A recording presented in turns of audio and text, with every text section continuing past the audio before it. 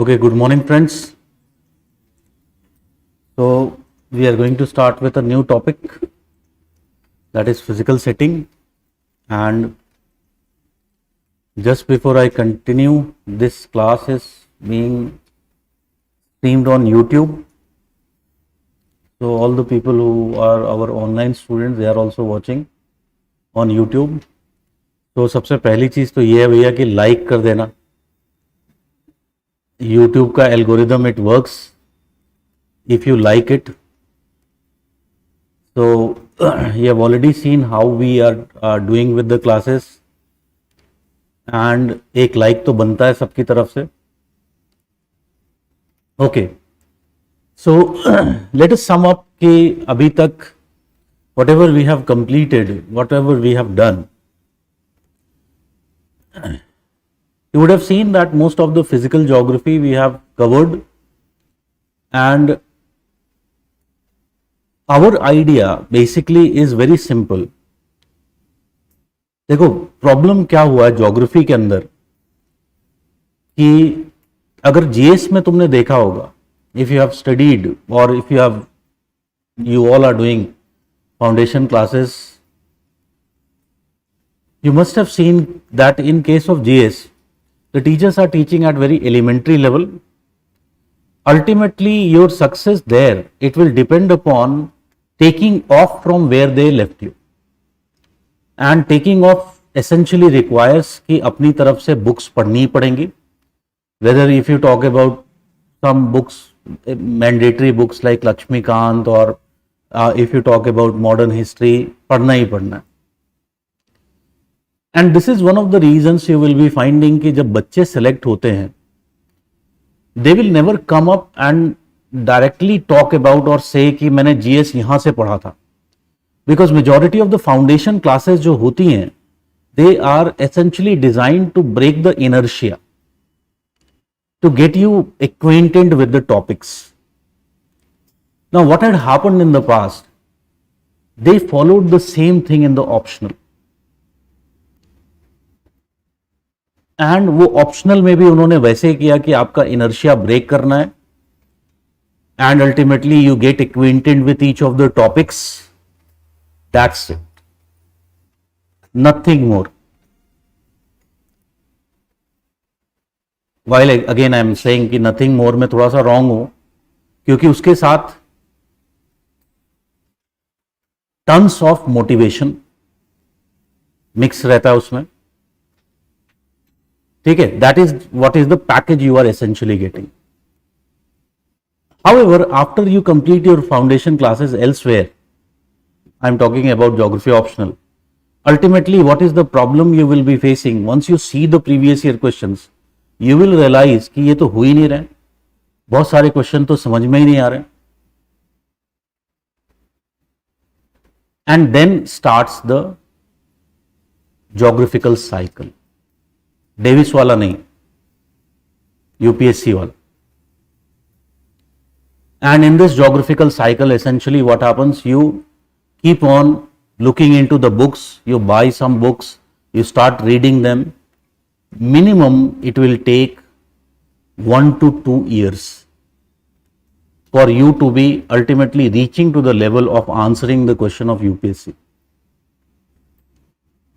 And this is why the infamous, very badly famous geography has become, because it takes lots of time. So why it is taking lots of time? Because students have to study it, the books, prepare the topics by themselves. GS में ये काम जल्दी किया जा सकता है, because GS is less technical. When it comes to optional, it becomes highly technical, particularly a subject like geography. And that's why it takes lots of time. So here, however, what we have tried to do, we are trying our best कि तुम्हारा ये काम हम class में ही कर दें.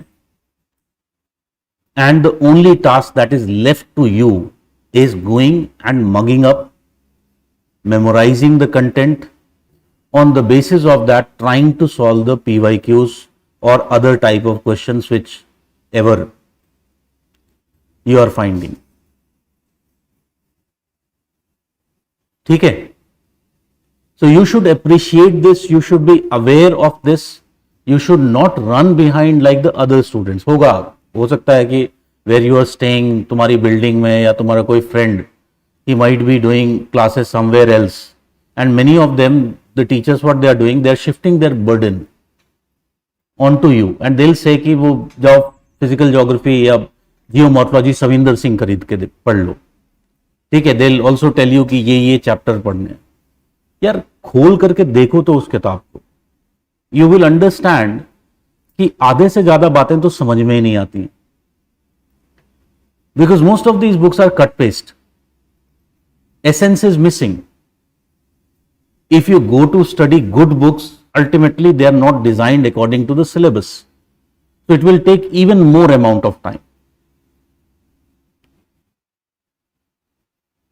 So here what is happening? You have got all the content. We are talking about all the topics very comprehensively. इतना याद कर लिया तो geography will not be a barrier. Believe me, it will become a facilitator. Anyone who is getting above 270 is the person for whom optional is not a barrier. People who are getting to 290 plus, for them optional is becoming a facilitator. So you have to keep this in mind. You have got this strength. If you compare your preparation with others, you will find कि conceptually भी better है, and quantitatively also you have much better content than them. And good thing is all this content is at one place. ठीक है, no doubt तुम लोगों का एक review आया है that ultimately some things we are writing in the class and there is also the handouts. ठीक है, इतना तो मैनेज करना पड़ेगा यार, because every time in every class we update things. What we taught in the previous batch, उससे updation होता है, तो इतना तो थोड़ा बहुत मैनेज करना पड़ेगा. So what we are dictating now, this will again come in the next, जो मटेरियल जाएगा उसमें आ जाएगा. ठीक है, so this updation will keep on taking place, but still you can understand कि दो ही चीजें जो हमें मेनली पढ़नी है. और again it is up to you, it is all, I always say the role of the institutes, the role of the teachers is just 20%, 80% contribution in the selection is that of the student. We can just show you what to do. You can still be confused, you can still come to us for strategy. ठीक है, मेरा एक simple सा फंडा है, जो students मेरे पास सलाह लेने आते हैं टू टेक एडवाइस, उनको मैं देखते ही समझ जाता हूं कि ये इसका हो सकता है सिलेक्शन या नहीं हो सकता, और किसको मैं कैटेगरी में रखता हूं कि इसका कभी नहीं हो सकता है. These are the people who are always in search of strategy.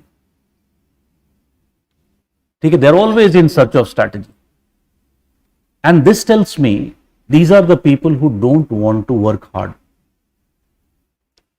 क्योंकि जिस बंदे को हार्डवर्क करना है, he will actually first implement the strategy which was told to him in the class, और फिर उसके बाद वो फालतू का कुछ भी shortcuts ढूंढेगा. So when people are talking actually about strategy, what they are trying to do, they are trying to find shortcuts, कि कुछ शॉर्टकट मिल जाए, जल्दी से हो जाए, आसानी से हो जाए.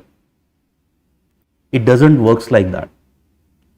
You have to give time, you have to work, you have to try to memorize. Most difficult task is revision, revising the content again and again, and then also simultaneously trying to write the answers. अब एक छोटी सी बात है कि you are going home and everyone, we all of us have sufficient amount of time. कितने लोग ऐसे हैं जो you think like, suppose if I am sitting idle, I'll try to revise without even looking into the notes etc. कि आज क्या पढ़ा था मैंने, what was the topic. Okay, I studied about environmental education or environmental policy. What were the principles of environmental policy which were being taught in the class? Okay, there were 6 principles. Can I recall those 6 principles of environmental policy? This is the most powerful way of revision. और एक बार हम ऐसे करेंगे, ultimately क्या होगा, हो सकता है 6 पॉलिसीज 6 प्रिंसिपल्स पढ़ाए गए थे, उसमें से हो सकता है 3 ही याद है. Then I will become anxious कि 3 क्यों नहीं याद आ रहे हैं. And then I look into the material कि वो 3 कौन से थे.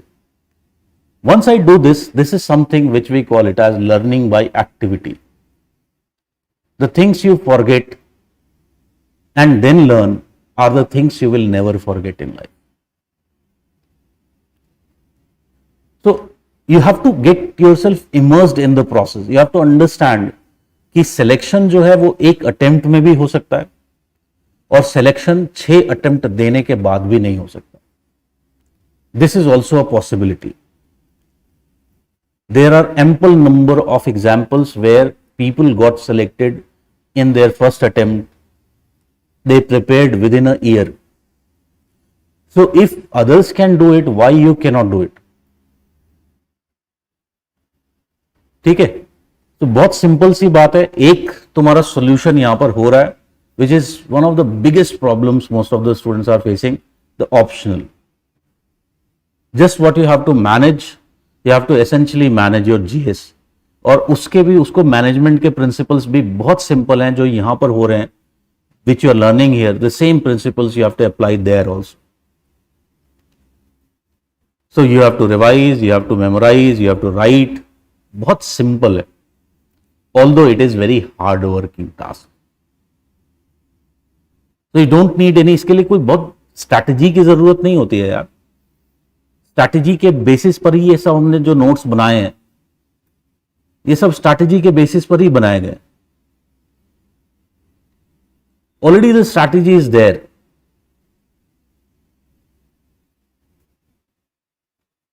ठीक है, ओके. तो today will be starting with physical setting, which is the first topic of paper 2 of Indian geography. So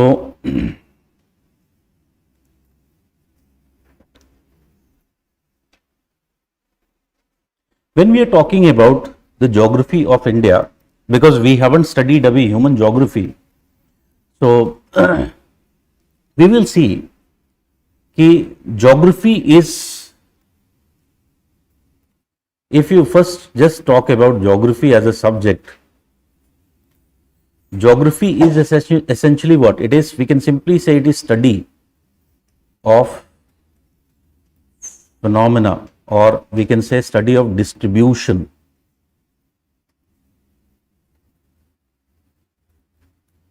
of phenomena on the Earth's surface. On the surface of the earth. So how the various geographical phenomena they are distributed on the surface of the earth. Here very clearly distribution on the surface of the earth is a keyword. So we know that geography essentially is what? It is a spatial science. It is a spatial science. ठीक है, space क्या होता है? Space is the framework in which the phenomena occur. ठीक है, सो what is space?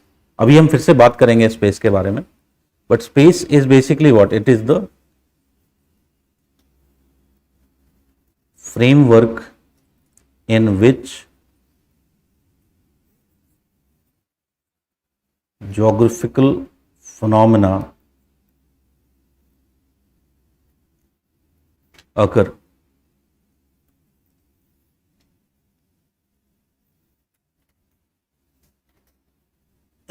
ठीक है, so geography is trying to understand what? It is trying to understand, its focus is essentially on understanding the distribution of the phenomena in space, how the things are distributed within the space. And if geography is a spatial science, then making the framework of geography based on space makes lots of sense. ठीक है, it makes lots of sense. In fact geography में एक बड़ी problem हम बाद में देखेंगे. एक टॉपिक है हमारे सिलेबस में पर्सपेक्टिव्स इन ह्यूमन ज्योग्राफी में, and the name of the topic is dichotomy and dualism. ठीक है, सो डाइकोटॉमी एंड डुअलिज्म क्या होता है? It is idea, it is approach और it is the basic idea that on same subject matter, on same topic, there are more than one viewpoint of what that phenomena is. So this phenomena is referred to as dichotomy and dualism. Two differing viewpoints, two opposite type of viewpoints. That is dichotomy and dualism. ठीक है? So for example, can I say कि geography हम बात कर सकते हैं. अभी मैं अगर एक क्वेश्चन देता हूं एग्जाम में, टेस्ट में, right geographical factors affecting literacy, कौन से फैक्टर्स लिखेंगे?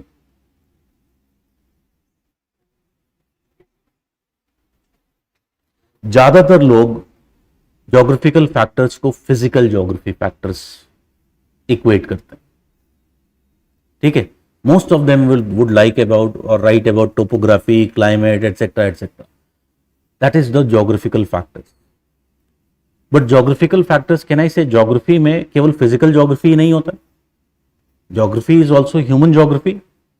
So this debate, if you talk about which geography to study, what should be the subject matter of geography, it is very long debate. It has been there since ancient times. In fact, it was during the classical period, it was identified that this kind of dichotomy, dualism existed in geography. Some scholars talked about making physical geography as the main focus of geography, while others, if you talk about, have talked about, no, human geography should be the main focus of geography. So इस तरह की जो debates हैं geography के अंदर भरी पड़ी.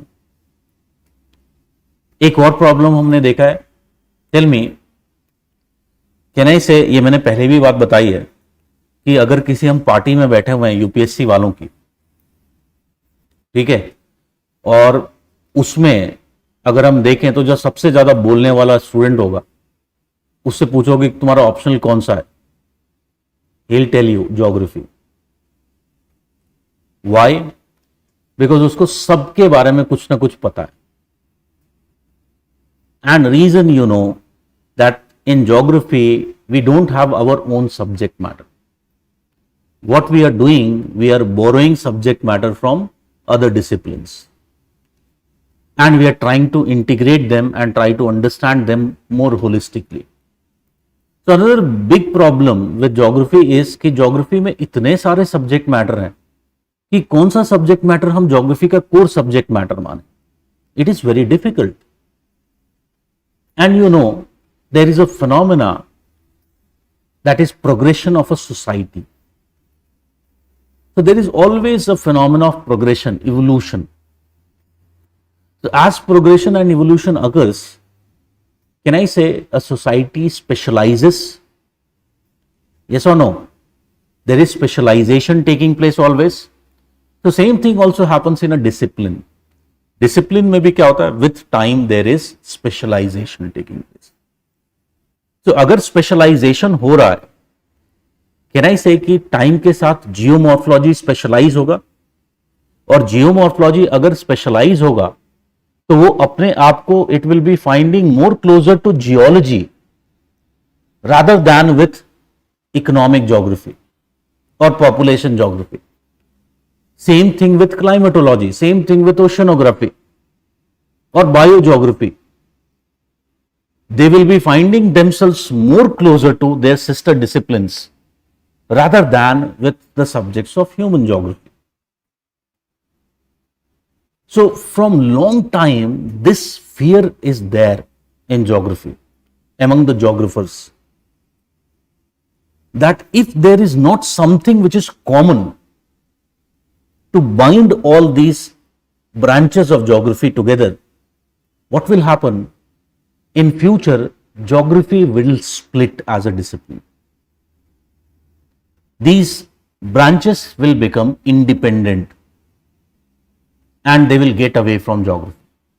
If this happens, geography will lose its essence, because geography, another important aspect of geography, beside being a spatial science, it is also an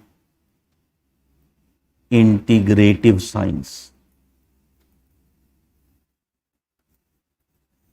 So what geography does, it integrates the phenomena, physical phenomena with human phenomena. Among the physical phenomena, there is integration taking place. Geography understands that reality is very complex. You cannot compartmentalize reality. We are compartmentalizing the reality just to simplify it. But it does not mean, अगर मैं suppose करो कि climatology में पढ़ रहा हूँ, that there is precipitation taking place at a particular place, higher or lower, can I say I cannot isolate it from the other factors like topography? Will the topography be impacting the amount of precipitation received? Yes. I cannot isolate it from the biogeography, the biota. For example, have we seen that the amount of vegetation or the density of vegetation or the type of vegetation, does it impact the precipitation in a particular area? Yes, it does. So geography understands कि इनको separate नहीं किया जा सकता, इनको अलग नहीं किया जा सकता. Like you can उसको compartmentalize कर सकते हैं theoretically physical and human geography. But tell me, have we seen, like for example, कि अगर हम साउथ अमेरिका में देखें तो south America we find that it doesn't has too many, or there is almost scarcity of ungulates, scarcity of hoofed mammals is found in South America. And one of the primary reasons which is thought is essentially that humans have essentially eliminated them. Humans have killed them. Because their local extinction, it has coincided with the also coming of the human beings there, arrival of the humans. So you cannot even separate the physical phenomena from the human phenomena. If you look at today, the phenomena of global warming, can I say human beings are the most responsible species, the most responsible factor for this global warming? So you cannot separate. तो ये जो fear है geography के अंदर बहुत पहले से कि ज्योग्राफी के जो ब्रांचेस हैं they will get divided, and thus one thing has been suggested that we need to find a common approach. And one thing which is there in geography which is not found in other disciplines, it is that geography is essentially what? It is a study of space. It is study of how things are distributed in space, geographical space. So where it can become essentially a binding phenomena is this spatial phenomena. Okay? And in this context, there is an approach to geography which is essentially referred to as the regional approach.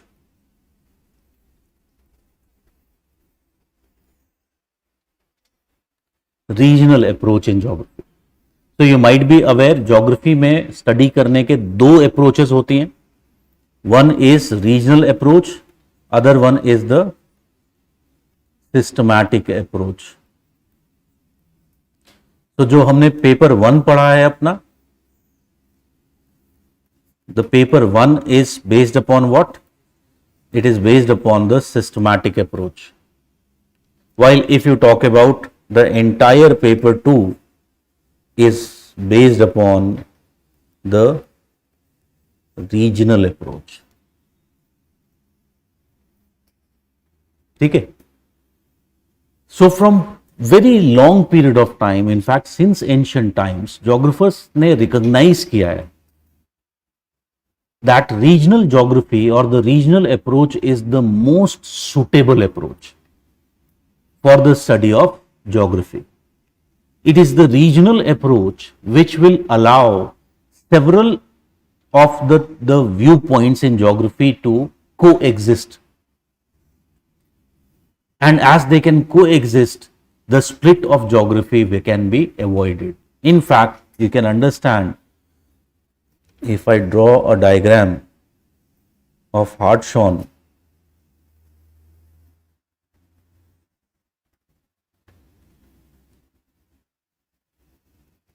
So there is the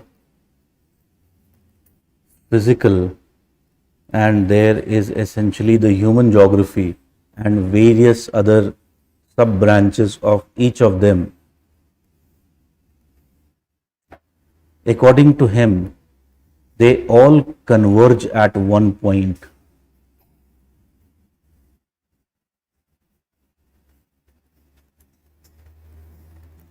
And this point where they are converging, it is the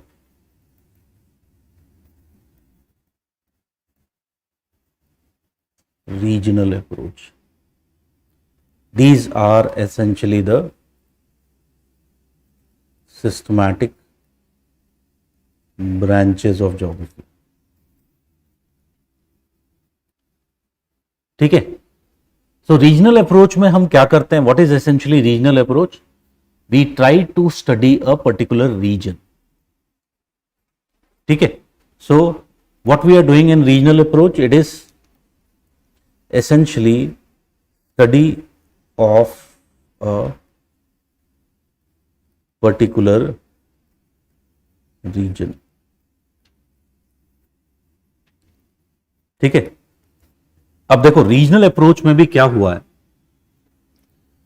When in earlier times regional geography was developed or regional approach was developed, it developed as choreography.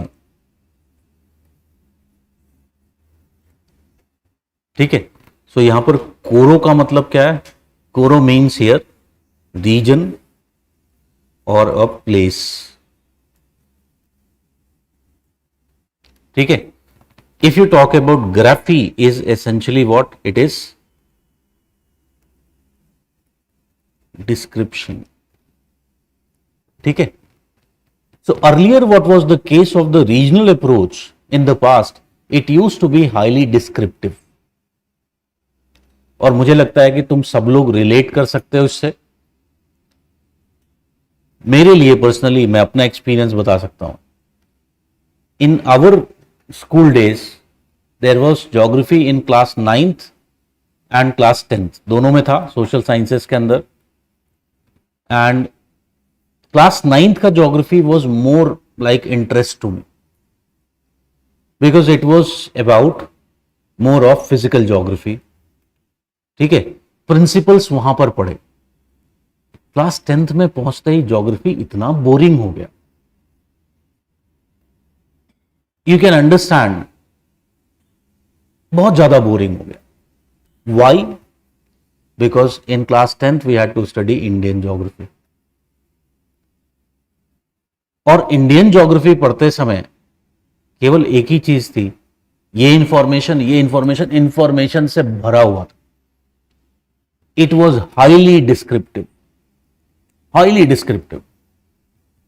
So getting the marks essentially boiled down to how much I can memorize those facts, those informations, rather than logically explaining them. ठीक है. कोई भी subject अगर एनसाइक्लोपीडिक हो जाए, can I say it won't be liked by people, because we are human beings by nature, we are trying to be a rational being. हमको हर चीज समझनी है. ठीक है. तुम लोग देखो कितना मैं बोलता हूं कि कहीं कहीं नहीं समझ में आया तो you just memorise it, but you continue to struggle. So as human beings it is our nature कि हम हर चीज समझने की कोशिश करते हैं. सो अगर कोई सब्जेक्ट ऐसा हो जाएगा, then the relevance of that subject, the likeness of that subject will reduce. So in the initial period जो ज्योग्राफी में जो रीजनल ज्योग्राफी था वो डिस्क्रिप्टिव था, बहुत ज्यादा डिस्क्रिप्टिव था। और जोग्राफर्स इस प्रॉब्लम को समझते थे। They wanted their main approach to become what? To become regional approach, because that is something unique to geography. But ultimately they were developing regional geography or regional approach as more descriptive, and this was becoming a problem. So ultimately they aimed at converting this chorography into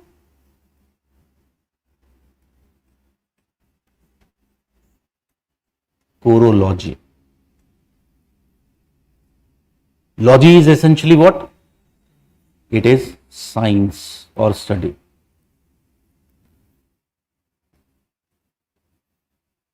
So they wanted now to develop geography as chorology. In fact, Hettner talked about what is geography when he was asked.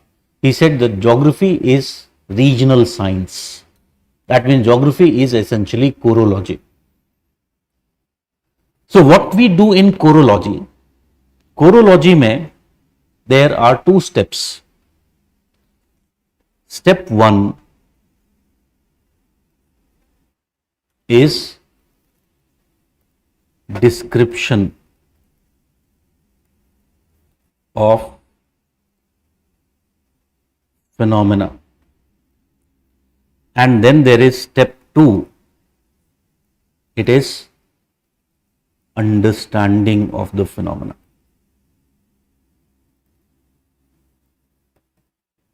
Understanding of the phenomena. ठीक है, अब इसका एक example लेते हैं। Suppose we are talking about the case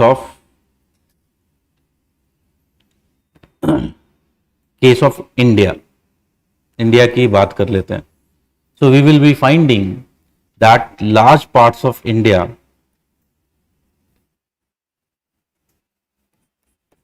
surrounding the black soil region, we will be finding that there is presence of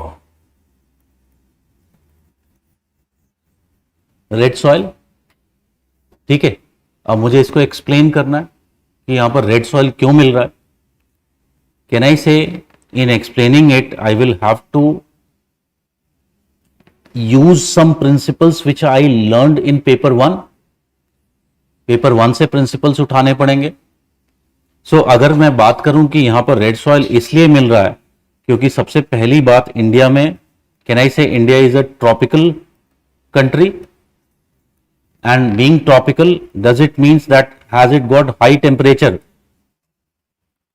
overall India is not only tropical, it is also tropical and humid country.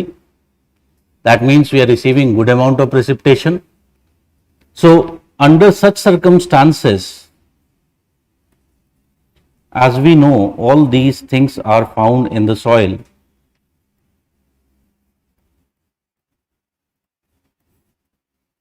What will happen with the organic matter if there is too much of infiltration of water taking place? It will be leached out. Bases will be also leached out. Silica, we know it becomes more mobile, ठीक है, more soluble in high temperature. So what will happen? Silica will also be leached out. So what will be left? Iron and aluminum. So this iron, it will convert to ferric oxide, which will give the red color to the soil. ठीक है, so यहां पर मैंने क्या किया? I borrowed the principle from paper 1 and I used it to understand a regional phenomena.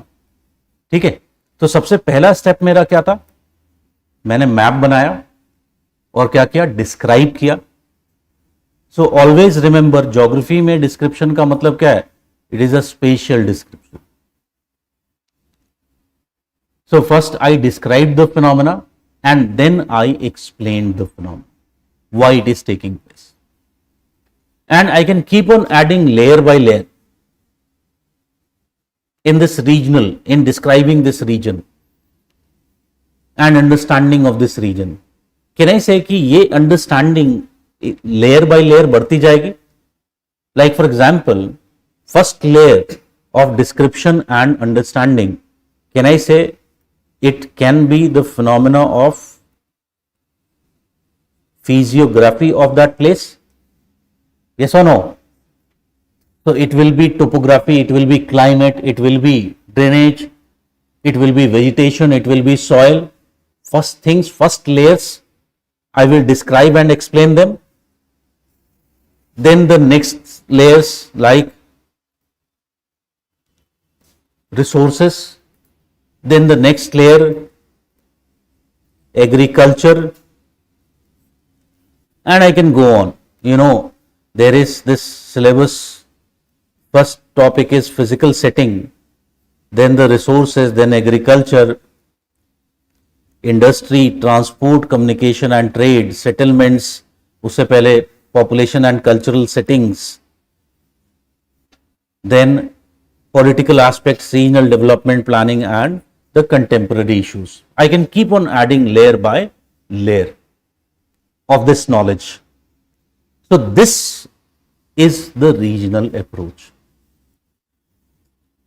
Entire अगर हम देखें तो paper 2 it is this regional approach has to be used.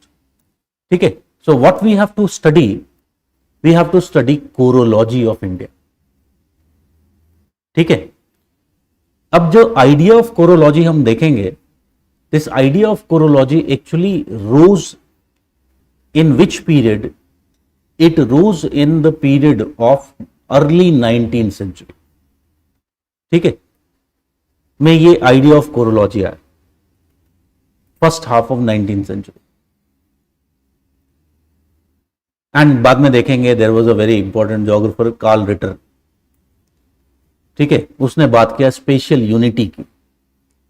And two type of unity he talked about, horizontal and vertical unity. Basically ये सारी बातों से वो यही कहना चाहता था कि भैया ये फालतू का डिस्क्रिप्शन बंद करो, उसको एक्सप्लेन भी करो. Then others, there came Richthofen, there came Hettner, several others, Karl Sawyer, Hartshorne, all of them, they came and they all talked about that we need to do what? Geography should develop as chorology. ठीक है? They kept on talking about this. It should develop as chorology. जैसे UPSC के बहुत सारे geography के teachers मिल जाएंगे तुम्हें, and they'll say कि, and not only in geography, many other, they'll give you, इतना ज्ञान है उनके पास देने के लिए, ठीक है, कि आंसर कैसे लिखते हैं, तैयारी कैसे करते हैं, एवरीथिंग दे नो. उनसे पूछ लो कि सर एक आंसर लिख के दिखा दो, बोलती बंद. Same thing was happening in geography. All of them were advising that geography should develop to chorology, but they were themselves not able to do so. बाद में देखेंगे बहुत सारे reasons थे उसके, because they were very idealistic in their approach and they followed a very rigid approach of chorology, which was developed by Hettner.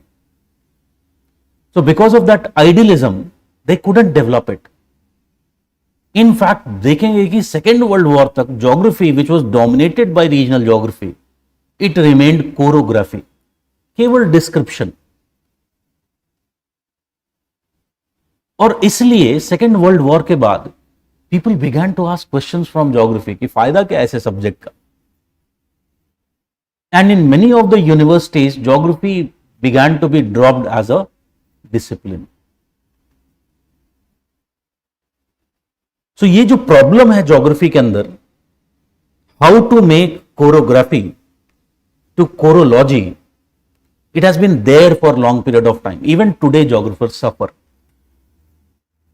Tell me, how many of you have read NCERT paper 2 Indian geography का book पढ़ा है कोई? Even if you take any other book like Fuller or Maji Hussain, कोई भी book उठाएं, do we find कि more or less it is still chorography? Yes or no? More or less description है. Soil जैसे मैंने अभी बताया वो तुम्हें एनसीईआरटी में नहीं मिलेगा कि इंडिया में रेड सॉइल इसलिए मिल रहा है, वहां पे नहीं लिखा हुआ है, जबकि वो पेपर 1 में ऑलरेडी प्रिंसिपल प्रूव्ड है। And this is true with any, कितनी भी बल्कि किताब हो जाए, this thing is not changing, it still remains what, it still remains chorography. But it has been always dream of geographers to develop what, chorology. They appreciate chorology. ठीक है, इसका मतलब है कि अगर हम अपने आंसर्स में कोरोलॉजी दिखा पाए in answers of paper 2, then can I say if a geographer is checking my copy, will he be appreciating my work? I think he should be appreciating your work because that was his dream. He himself couldn't do it. And if you are able to do it, you will be rewarded for it. ठीक है, so question अब ये उठता है, how to convert chorography to chorology. ठीक है, so for that you first have to understand what is a science. So what is essentially a science? Science के कुछ फीचर्स होते हैं। One important feature of a science is that science is characterised by presence of universal laws, theories and models. Yes or no?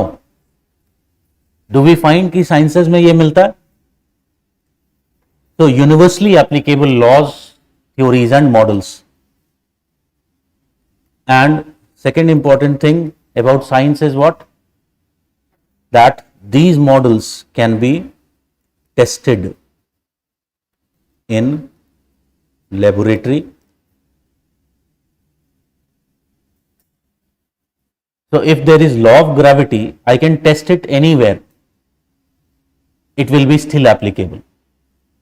And third, these models will be able to, or these laws, theories are able to provide the historical and contemporary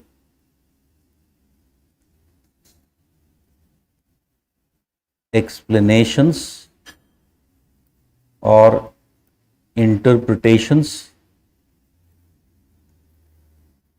plus they are also able to predict future predictions.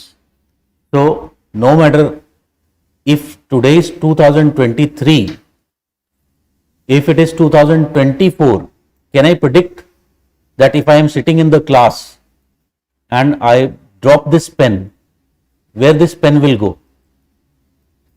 Will it go down? Because there is law of gravity.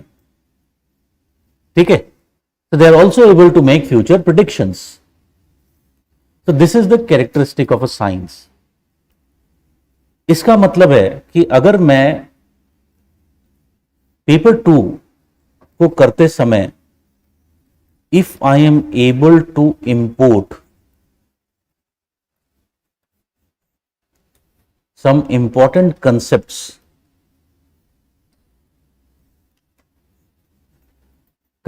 from paper 1 into paper 2, ठीक है, then what will happen? I will be able to make it look like a science. I'll be able to make it look like chorology. जैसे अभी हमने किया, we use the concept of leaching. ठीक है, suppose मैं paper 2 में पढ़ रहा हूं पॉपुलेशन ऑफ इंडिया, ठीक है, और पॉपुलेशन ऑफ इंडिया में हम देखेंगे कि population of India is has grown very fast, but now it is slowing down. ठीक है, our fertility rates, if you talk about, they have declined, they have reached up to 2, below the replacement level is 2.1. ठीक है. So if I am able to explain it, can I say हम एक theory होती है geography के अंदर paper 1 में, demographic transition theory. So if I can use the demographic transition theory and I can show कि इंडिया में demographic transition के अंदर India reached the third stage of demographic transition in 1991, and after that what happens, fertility essentially begins to decline. So it is natural, it is inevitable that ultimately there will be decline in the fertility.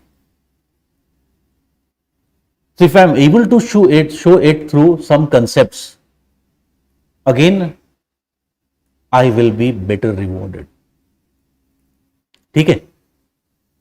So that is something which when we are studying paper 2, we have to keep that in mind.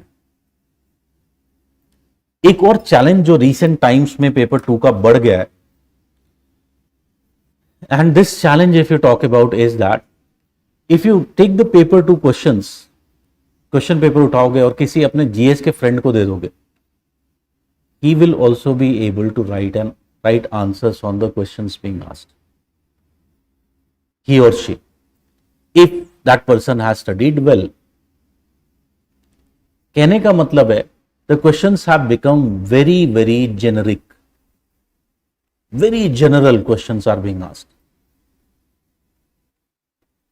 and if such very general questions are being asked, ठीक है, like for example geopolitical significance of Chandrayaan for India, can I say कि ये तो GS का भी बंदा लिख सकता है. ठीक है. So how you will differentiate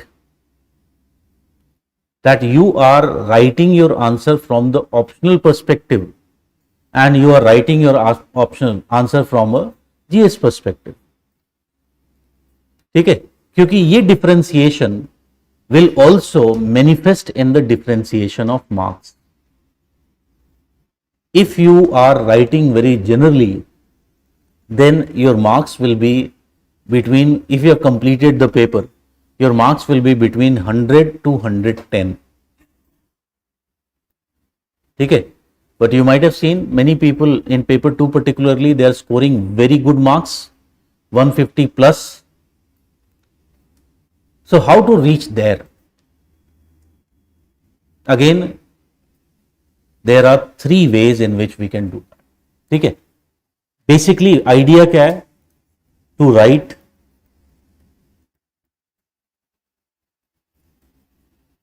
geographical answers. Now the question is how I can make the answers geographical. There are 3 ways of making your answers geographical. One, the most common way is use of maps and diagrams. Maps and diagrams are language of geography. That means what I am just trying to say, can I say here I am trying to show that always show or highlight the spatial element. Show or highlight the spatial element. So that is one way. अगर आपने अपने सारे answers लिखे, paper पूरा किया है और आपने मैप्स और डायग्राम्स भी बनाए हैं, then your marks will can range between anywhere between 110 to 130, provided you have completed the paper. But again, we want to go beyond this. So another way which can help us gain marks, gain an edge, it is the use of examples and case studies. So, examples and case studies, they are not unique to geography only. They are unique to all social sciences, because social sciences में universality of application find करना मुश्किल होता है, universal applicability मिलना मुश्किल है, because human beings are very variable phenomena, ठीक है, they are not static like the physical world, ठीक है, we are very dynamic beings, so there you cannot find universal applicability. So social sciences क्या करते हैं, दिखाने के लिए, so that what they are saying is true, to get legitimacy as an evidence, they give example and case studies.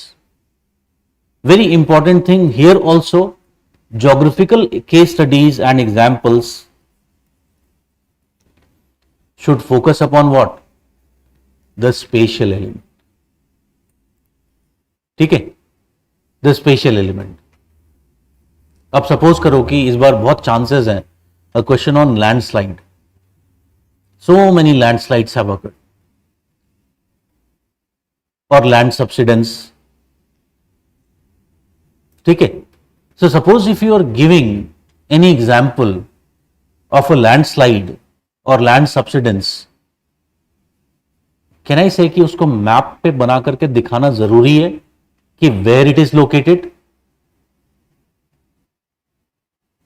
ठीक है. So that is how the examples and case studies of geography would work. And then there is the third thing, final thing.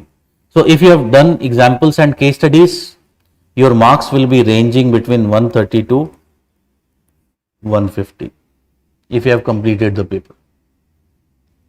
But if you add one more thing, that is the interrelations with paper 1 concepts,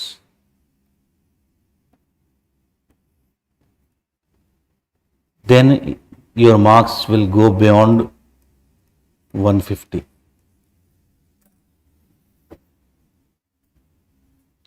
ठीक है, तो ये तीन चीजें अगर हमने कर ली और सीख ली तो पेपर 2 बहुत आसान हो जाता है. In fact I always say paper 2 का ROI is very high compare to paper 1.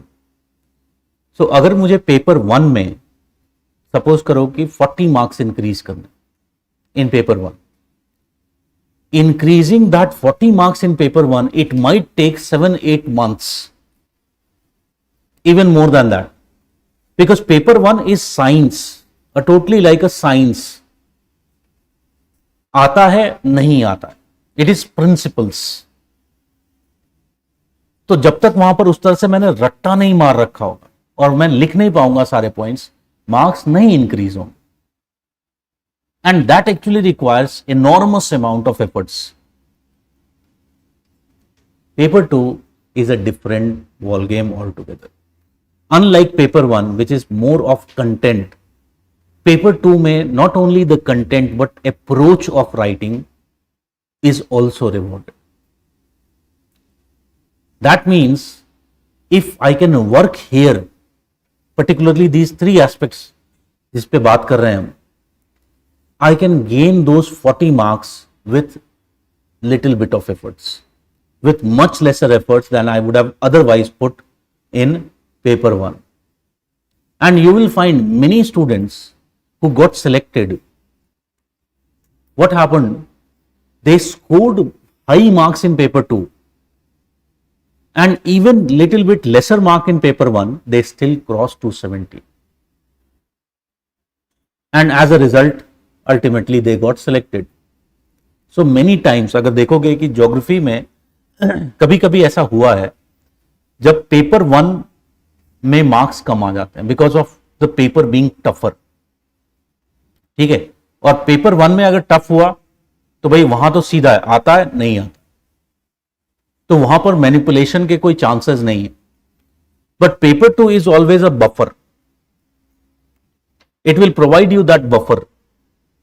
Even if little bit tough paper in paper 1 and I am not able to cross 120, still I can cross 150 in paper 2 and I can always get 270 plus marks. ठीक है, so that is the relevance of paper 2 for us. तो अब ये सब चीजें हम achieve कैसे करें, डायग्राम्स को बनाना, examples, case studies, inter relation with paper 1, concepts, etc., etc. It would require huge, enormous amount of practice. Without practice, these things will never come. ठीक है, एक दूसरा शॉर्टकट भी है कि सारी क्लासेस अटेंड करूं और क्लास में जो करवाया जा रहा है उसको घर पर जाकर के प्रैक्टिस करूं। ठीक है, मैं क्लास में तुमको बहुत सारी चीजें बता दूंगा। I will do most of these interrelationships, we will talk about examples and case studies, will talk about maps and diagrams, but it will be of no use if you haven't practised at home. तो घर पे जाकर के उसको अच्छे से practice करना। ठीक है, so this is what we are going to do, because there is this problem of most of the books being choreography rather than chorology. मेरा सजेशन बहुत सिंपल है इसमें, and I always say paper 2 में particularly we will have to follow the reverse approach. What is reverse approach? First is the class consolidation, and then over this class, if I want to add a few things, I can keep on adding. ठीक है, then over this class I can add your current affairs, I can add some book reading. लेकिन जो सबसे पहला step है, that is what? It is the class material. ठीक है, from my side it is an advice that you don't have to read the book from end to end in paper. ठीक है, क्यों नहीं पढ़ना है एंड टू एंड बुक्स को? Because एक चीज समझनी होगी कि क्रिएटिविटी सबसे ज्यादा कहां पर आती है। When we are most creative, when we are in trouble, when we are in need, then we become most creative. ठीक है, many of the methods which this interrelation etcetera, ठीक है, ये सब मैंने ही डिवाइस किए हैं यहां पर यूपीएससी की फील्ड में। और कैसे डिवाइस किए? क्योंकि जब मैं खुद एग्जाम लिखने जा रहा था तो मुझे खुद कुछ नहीं आता था, पेपर 2 ढंग से पढ़ नहीं रखा है। It was very informative, I was never good in mugging up information. So मैंने क्या किया, बैठ करके एग्जाम में, उस टाइम पे अच्छी बात यह थी कि 19 क्वेश्चन नहीं लिखने होते, we had to write 60 markers and we had lots of time. ठीक है, इतना टाइम होता था कि अगर बीच में हम लंच वंच भी कर लें तो कोई प्रॉब्लम नहीं हो। So we had lots of time, so I sat thought कि what I can write, like for example मैं क्लास में when will study industry, I I'll show you how I wrote that answer there.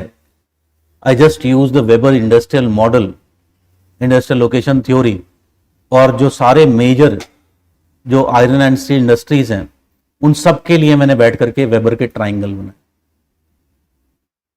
And I got rewarded. I got 175 marks in that paper. और उसमें जो question की मैं बात बता रहा हूं वो 60 मार्कर था। ऐसे तो नहीं आया होगा ना कि 60 मार्कर एक पूरा गायब हो गया और उसके बाद आपके 175 मार्क्स आ गए, तो ये तो पॉसिबल ही नहीं। I would have got very good marks there. ठीक है, so I learn those things actually by doing it, and my ideas have got more concretised because now I have been teaching for long period of time and many of my students have replicated it, they have done it and they have got very good marks. So इसलिए मेरा simple सा फंडा ये है कि जब हम किताब को पढ़ते हैं तो किताब क्या करती है, आपकी थिंकिंग को ब्लॉक कर देती है, बाउंड्रीज बना देती है, because we already have a readymade answer. So we won't be able to think beyond that. ठीक है, सो इसलिए पेपर 2 में हमारी अप्रोच क्या होगी, it will be little bit different. We will in the class first what we will do, we will create frameworks. ठीक है. And once we have created a framework for a particular topic, then what I will do, I will add relevant geographical information. ठीक है. This relevant geographical information, इसके दो sources होंगे. One will be the class notes and second some places I will suggest you to do book reading, some places, and I will particularly also tell you what to read from there. This relevant geographical information can also be in the form of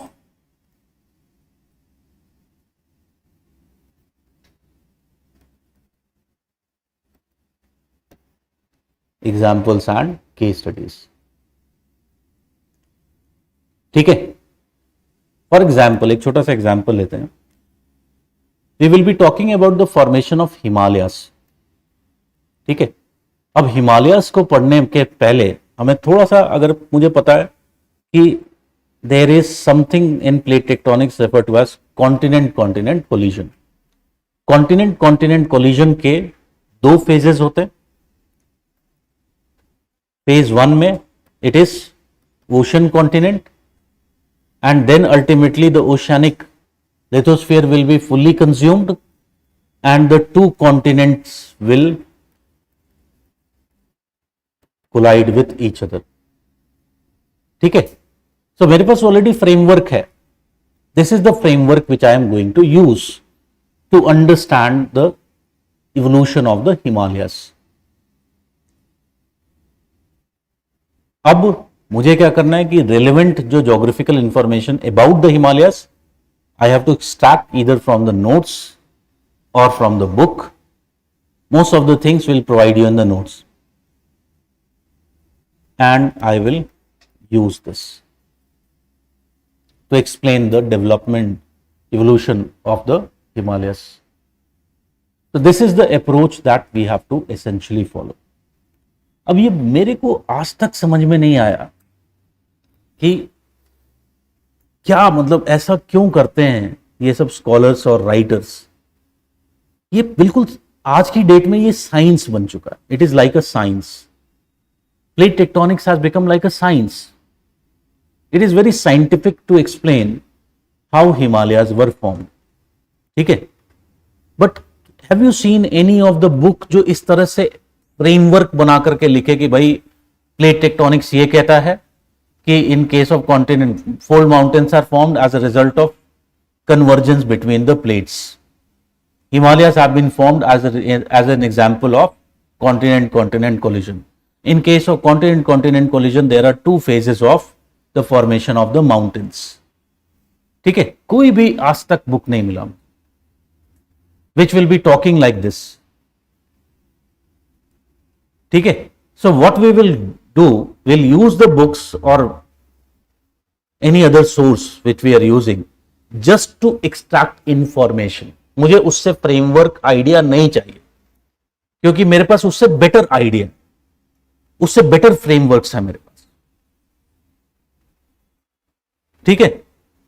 this is going to be our approach.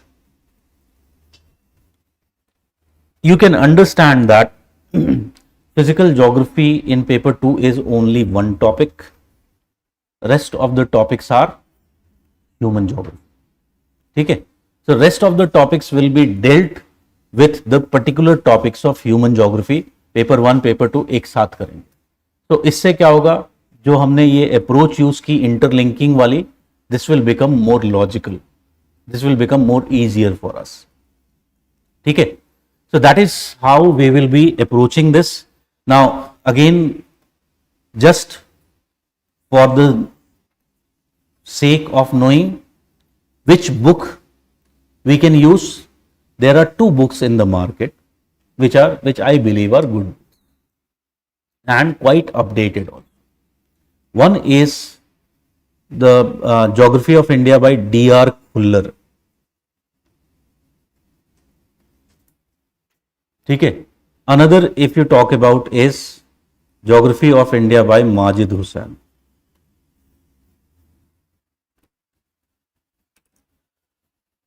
ठीक है, दोनों ही अच्छी books हैं. I am little bit more leaning towards this book.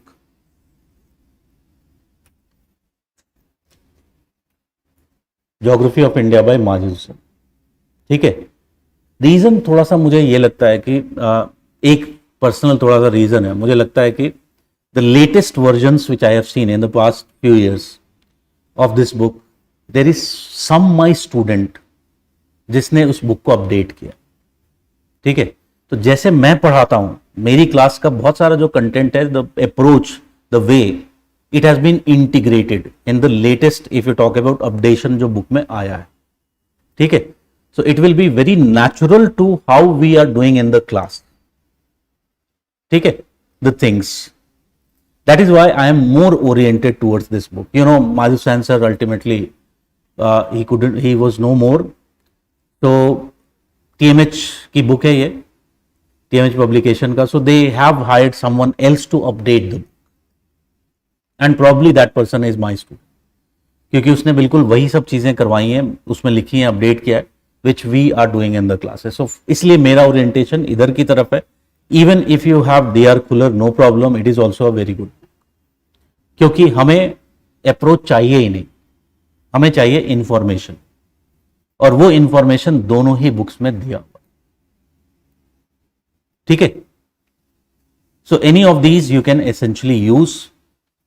In this case I would say it is compulsory to buy one. ठीक है, मेरी तरफ से कंपल्सरी है, because there will be places where I will tell you to just look into some diagrams, look into some maps, ठीक है, look into some charts which are given there. This is the most important things that we'll be trying to extract from these books. ठीक है, again the idea is that the class notes will be our key. ठीक है, so that is how the paper 2 needs to be attempted. Now moving on to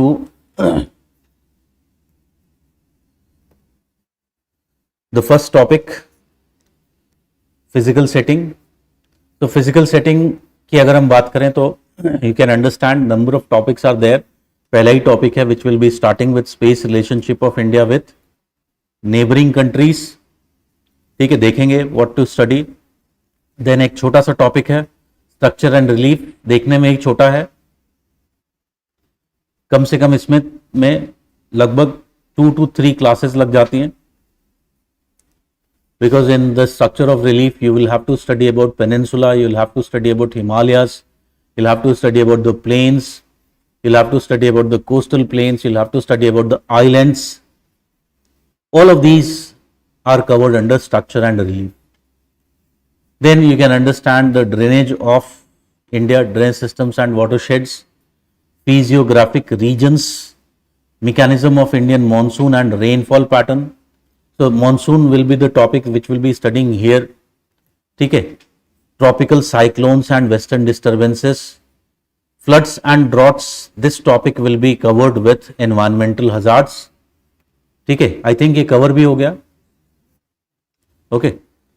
Then the climatic regions, natural vegetation, soil types and their distribution. So simple topic. Just let us see how we will be approaching these each of the topics. फिर से बता रहा हूं, कोई फर्क नहीं पड़ता है कि if you have, अब मैंने यहां पर कह दिया कि भाई पेपर 1 को पेपर 2 की तरफ यूज करो. ठीक है, तो अब इसमें से आधे से ऐसे लोग होंगे जो अरे यार पेपर 1 तो पढ़ा ही नहीं है. ठीक है, बाद में करेंगे. तो ना तो पेपर 1 हुआ ना तो पेपर 2 हुआ. If you have seen, we are explaining whatever the important concepts are there even within the topics, वो हम वहीं पर बता दे रहे हैं. So it doesn't matters. ठीक है, ultimately once your course will end, it will all get accumulated, it will all get synthesized and there will be completion. वो सेंस ऑफ कंप्लीशन जब कोर्स खत्म होगा तभी आए. ठीक है, ओके. सो सबसे पहले टॉपिक की बात करते हैं, space relationship.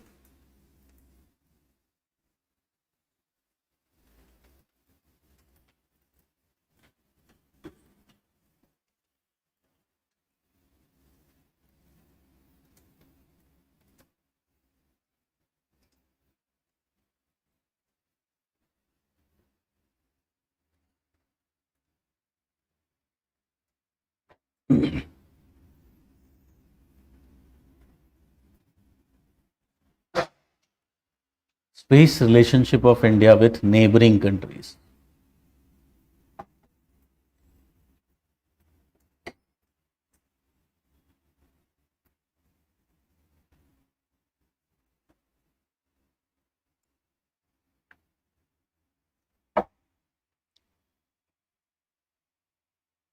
There is a separate video.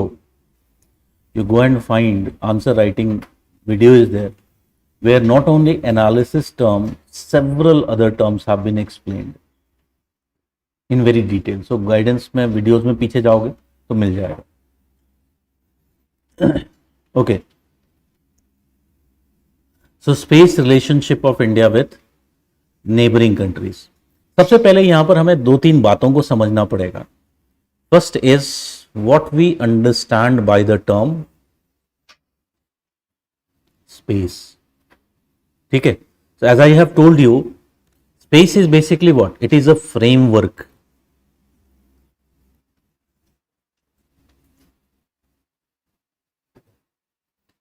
In which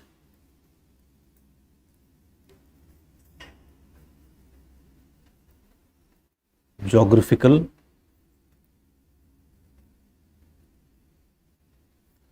phenomena occur. ठीक है, a framework in which the geographical phenomena are occurring. Very clearly, this framework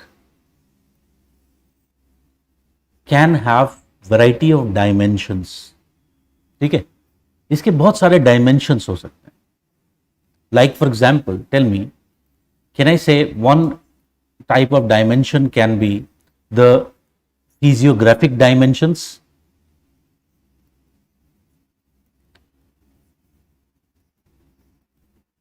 physiographic dimensions हो सकते हैं इसके. ठीक है, यानी कि जो फिजिकल वर्ल्ड है वो एक डायमेंशन हो सकता है स्पेस का. ठीक है, but not only this, there can be other dimensions as well. There can be cultural dimension also. Culture का एक सबसेट होता है इकोनॉमिक. ठीक है, सो इसको समझना है तो यू कैन सिंपली अंडरस्टैंड कि अगर यही क्वेश्चन होता, space relationship of you with your neighbour, can I say number of things would determine my neighbour house is located where. Is it located very near to me, or there is some physical barrier in between? A big physical barrier. Can I say, will it determine my interaction with my neighbor? Yes or no? ठीक है. सो अगर India और China के बीच में एक बहुत बड़ा पहाड़ है, there's a big mountain by the name of Himalayas, does it means that the interaction between India and China will be lesser? Obviously it will be. And will it determine our relationship? Yes. If I don't meet a particular person too many times, I can have a feeling of distrust. I'll not easily trust that person. ठीक है. So physiography we will see will determine. Can I से cultural भी हो सकता है. Cultural space भी तो space है ना. Like for example, suppose if I am living in some other state और anywhere and I find a person who is speaking same language. ठीक है, so if I go to Tamil Nadu and I find a Hindi speaker who is my neighbor, can I say my relation will be better? ठीक है, so cultural factor, cultural space also determines the relationship. Economic, yes or no, economic भी important होगा. For example अगर मेरा neighbour मुझसे ज्यादा अमीर है तो जलन के अलावा कुछ आएगा ही नहीं. But he is not doing so much economically well off than me, I am much more well off, I'll go and boast about myself, I'll have good relationship. ठीक है, so again economic, या फिर just to give an example, suppose there is some kind of economic give and take, then also my relationship will be better.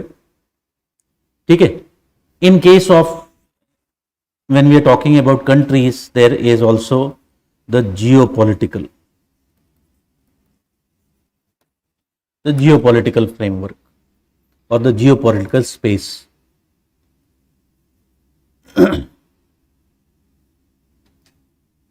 ठीक है, so this is what we mean by the space. Space is essentially what? It is the framework. Space को हम और भी तरीके से देख सकते हैं. When we are talking about space, geographical space में, the locations can be understood on the basis of two frameworks. One is the absolute location and other is the relative location.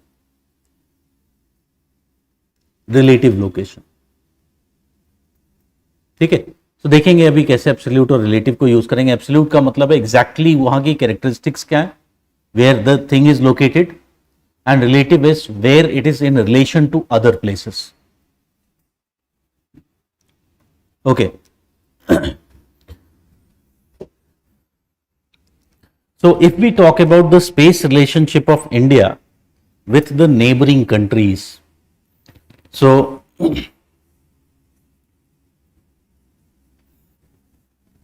you very well know our neighboring countries.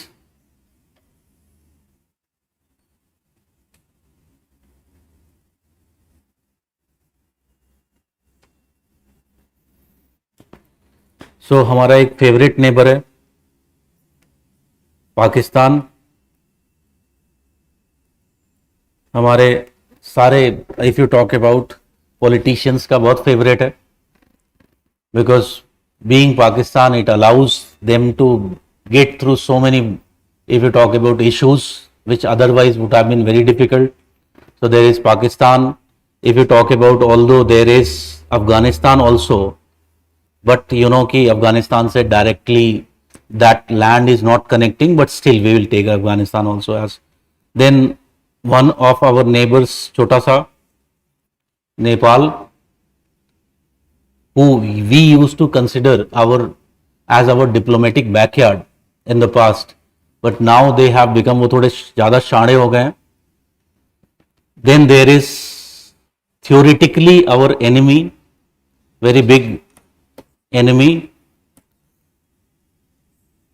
जिसको हम अपने सपनों में हर रोज हराते हैं. The reality is far far away. ठीक है, so China is there. Then you know there is Bangladesh, there is the if you talk about several Southeast Asian, particularly Myanmar. If you talk about across the sea, there is Sri Lanka. ठीक है, so these are essentially our neighbor countries. हाँ, भूटान भी है.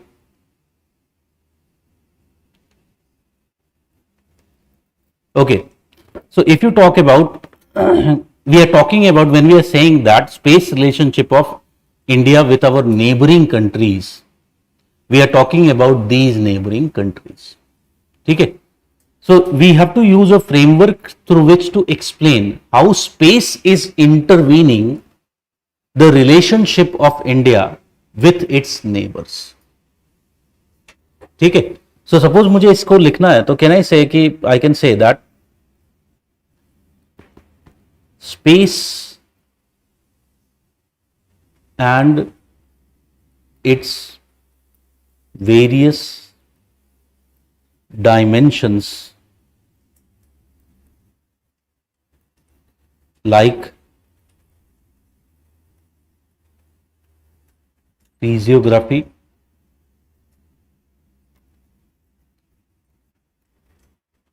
economic, cultural, and geopolitical affect India's relations with its neighboring countries. India's relations with its neighboring countries.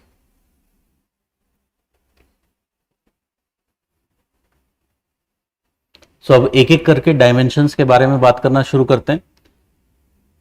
If you look into the previous year questions में they have asked only this on this only once a question has been asked and that is also a short note.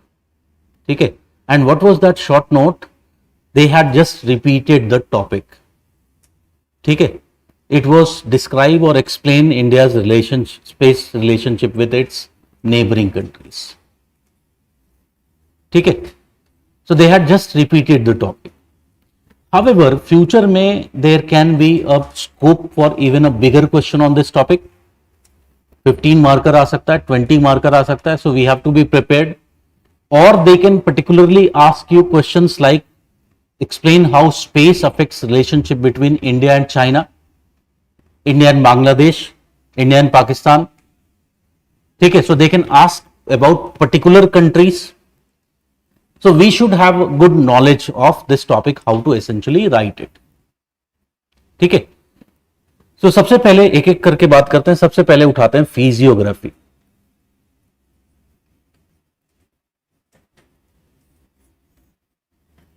और physiographic space.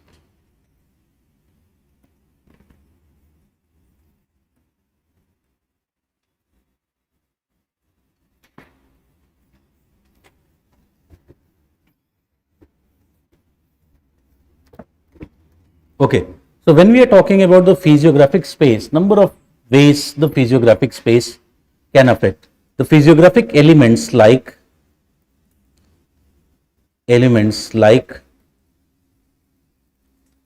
topography, climate, drainage, etc. affect India's relation with its neighbors.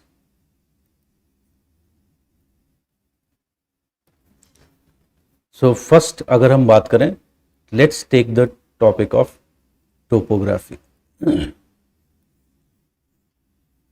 All these elements we will see, either they will create more positive relations, cooperative relations between the countries, or what they will do, they will create suspicion, they will create negative relationship between the countries. ठीक है. So if we take the case of topography is playing very important. Like for example, if we take the case of India and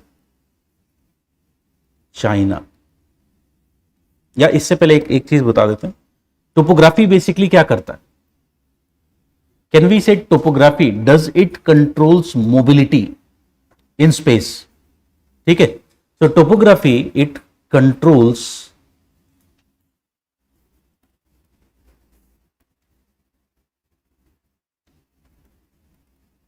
mobility in space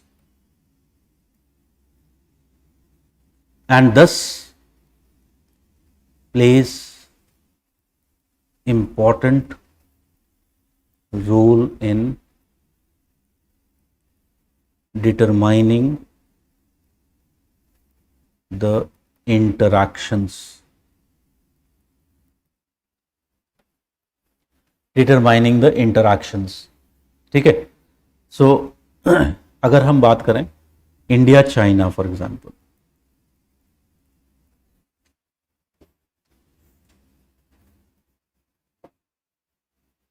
so can we say presence of the wall or the great wall of Himalayas?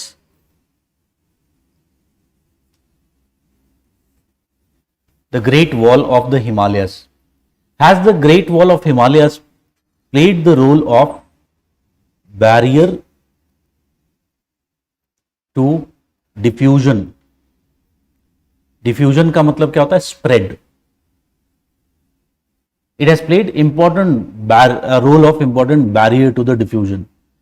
Has this led to emergence of two cultures? South of it, we find that there is Indic culture, and north of it there is, we find, Chinese culture. ठीक है, so this barrier has given rise to two separate cultures. So to the north is the Chinese and to the south is the Indic culture.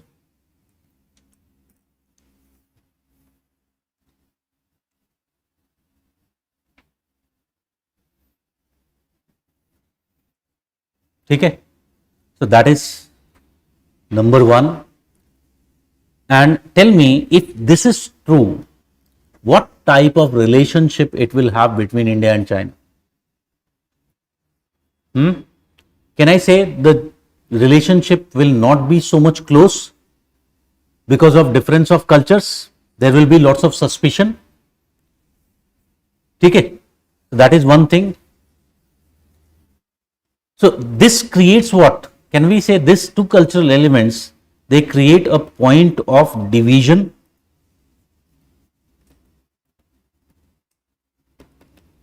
in the relationship? They essentially create a point of division in the relationship. But tell me,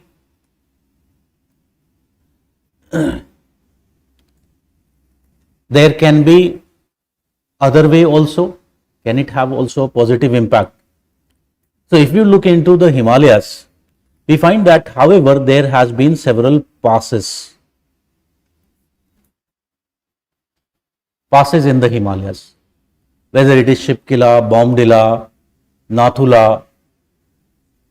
Okay, so due to these passes, can we say, has there been cultural diffusions?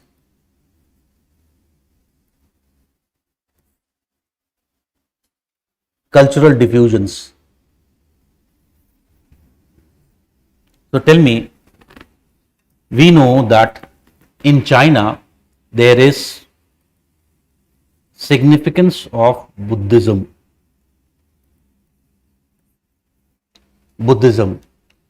So where was the birth of Buddhism? It was in India. It originated in India and then it diffused towards north. Okay, so here topography is providing what? It is providing a connecting link.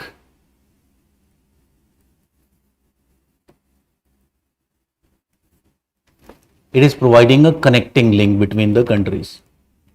So that is one way in which the topography essentially affects the relationship between the countries. Topography can affect the relationship between the countries in other ways as well. So tell me, can we say the topography, can it determines the nature of boundary between the countries?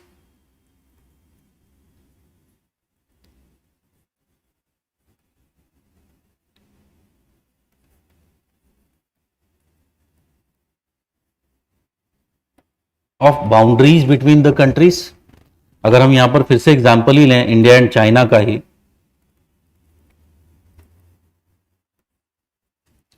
Tell me, can we say our boundary is located where? Himalayas, and Himalayas, can we say they are very rugged? topography. And in such rugged topography, can we say, will it be difficult to demarcate a boundary line? Yes or no? And will it give rise to several disputes related with boundaries? Because more or less, these areas are basically what? These are non-ecumene areas. Very less people are living here. So historically neglected areas. So what is happening in this rugged topography? It is difficult to demarcate.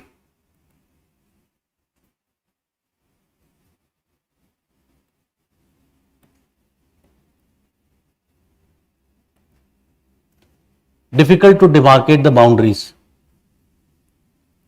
And this gives rise to several boundary disputes.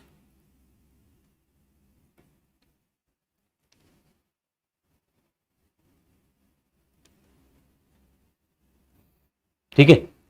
Political geography जब पढ़ेंगे तो वहां पर एक concept पढ़ेंगे. This concept is refer to as one term that we know is boundary, and there is another term which we call it as frontier. ठीक है. So boundary क्या है? This is a modern phenomena. So आज के date में क्या हो गया? Nation states have emerged. पहले नेशन स्टेट्स नहीं होते. So what they have done, they have created their fixed boundaries. ठीक है. Different countries, they have their fixed boundaries. Earlier it was not so. Earlier there was no such nation states, and there used to be frontiers. Frontiers क्या होते हैं? They are zones of separation between the two countries. ठीक है. So in these zones of separation, what happens? It is not necessarily demarcated properly कि which part is lying under which country. So such type of zones, larger zones, are referred to as the frontiers. Today such kind of frontiers don't exist because now we are in the era of boundaries. But can I say that physiography is something which can continue to maintain such frontiers? Like for example Himalayas, can we say Himalayas rather than boundary, they are more in a nature of frontier? Same thing, for example, take the case of Thar Desert. Thar Desert. So tell me, is it difficult to guard such frontiers? Obviously, yes. There's a big area of very less people where they are residing. And have we known, or do we know, that ultimately this opportunity has been used by Pakistan, for example, for infiltration of terrorists into India, smuggling various kind of things including various arms through the Thar Desert, even using animals. ठीक है. So guarding such frontiers becomes difficult, and again it is determined by what? It is determined by physiography. Is playing a very important role. So can I say, does it create suspicion between the two countries? Does it affect the relationship between India and Pakistan? Obviously it does. ठीक है. So topography, if you talk about, can play an important role. Similarly, other aspects of physiography can play also important role. Like for example, one important factor is drainage. So tell me, when we are talking about drainage,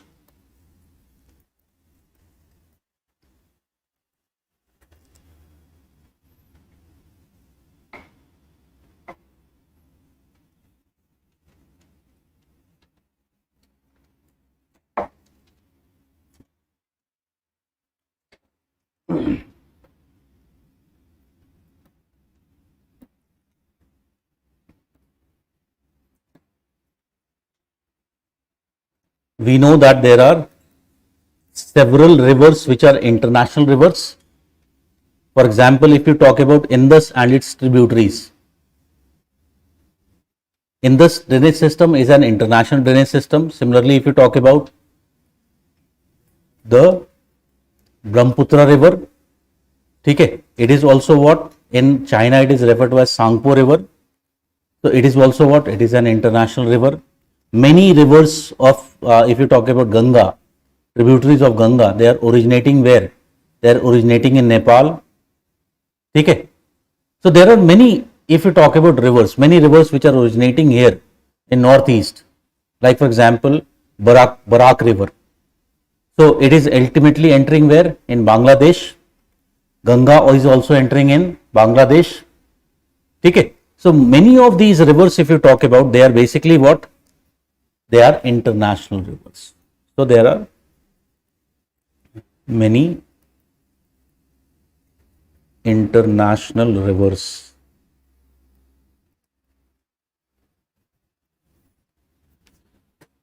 And when there is presence of international rivers, can we say there can be issues which can be related or created due to use of water of these rivers? Okay. So there can be rise of conflicts.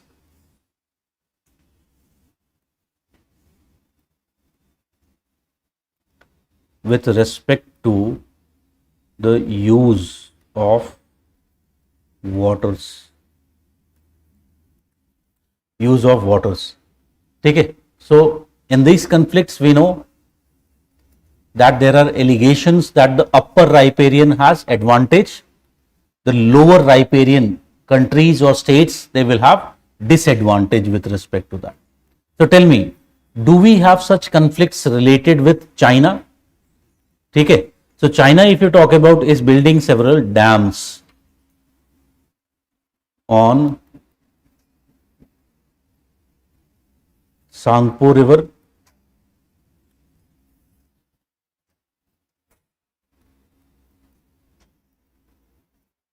so can we say this is to the disliking of India?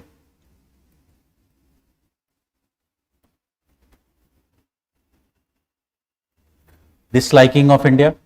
So again, that is, it can give rise to the conflicts. Okay. With respect to the use of water का एक example. Then can we say there can be other ways in which the rivers can also give rise to conflicts? Okay. Like for example, if you talk about, rivers can also form the borders or boundaries between the countries. And what is the characteristic of the rivers? They frequently shift their course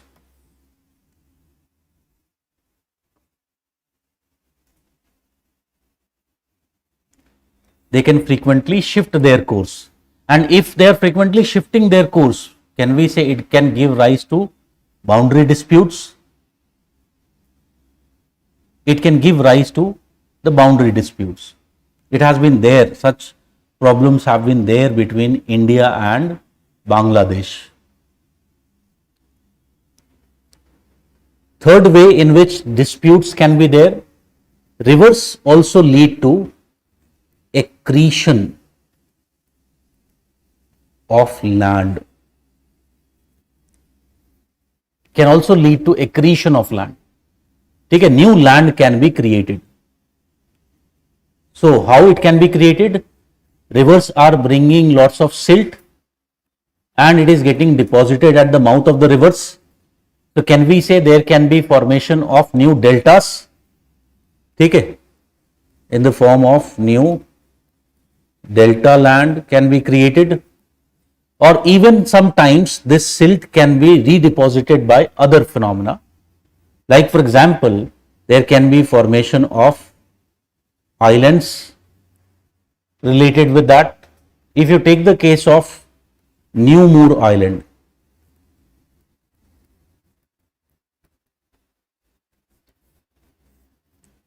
the New Moor Island, it is disputed between India and Bangladesh.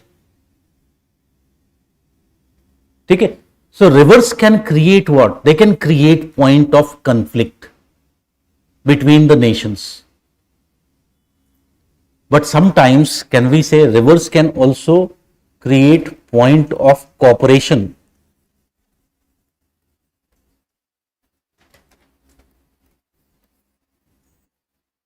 the point of cooperation between the nations. So if you talk about the point of cooperation, very clearly, tell me, बहुत अच्छा इसका example है, India और पाकिस्तान को अगर ही हम लें, तो the only thing which has been only one type of cooperation which has been successful between India and Pakistan, and it is one of the international cooperations on rivers which has been successful, it is the Indus Water Treaty of 1960. ठीक है? And this gives us also a hope that probably if we are logical enough, we would be able to solve our disputes. They are not so much big. They are more emotional disputes. ठीक है? So they can create point of cooperation. So in this water treaty of 1960 is an example between India and Pakistan. If you talk about other, like for example, there is Kosi barrage between India and Nepal. ठीक है? Several projects located on Teesta River. India is constructing, you must be aware, several HEP projects in Bhutan. ठीक है? So there are several places where it becomes the point of cooperation. The use of the rivers. So that is how the physiography would affect. Climate कैसे affect करेगा? Climate की भी बात कर लेते हैं. It is part of the physiography. So tell me, first of all, there is a climate which is in this area found. It is monsoon climate. So monsoon climate, as a result of the monsoon climate, do we find that there are similarities? Many kind of similarities have emerged. Economic, cultural, many type of similarities have emerged. So has it given rise to, particularly if you look into South Asia, has it given rise to a similar type of culture referred to as Indic culture?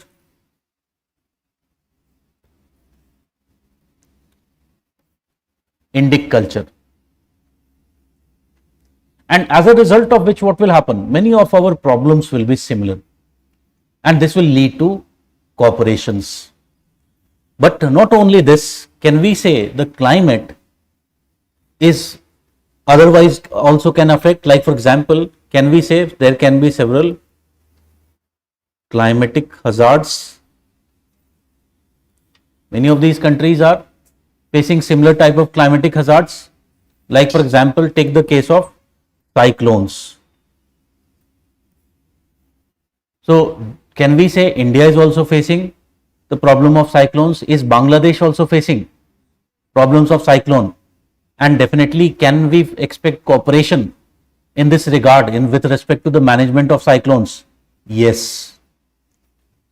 ठीक है? So climate, if you talk about, can also essentially affect this relationship. देखते हैं अभी positive negative impact कैसे होगा.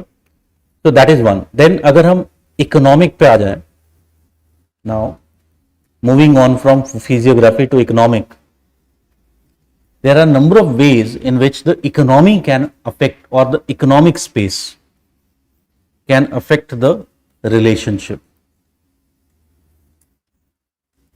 Economic space.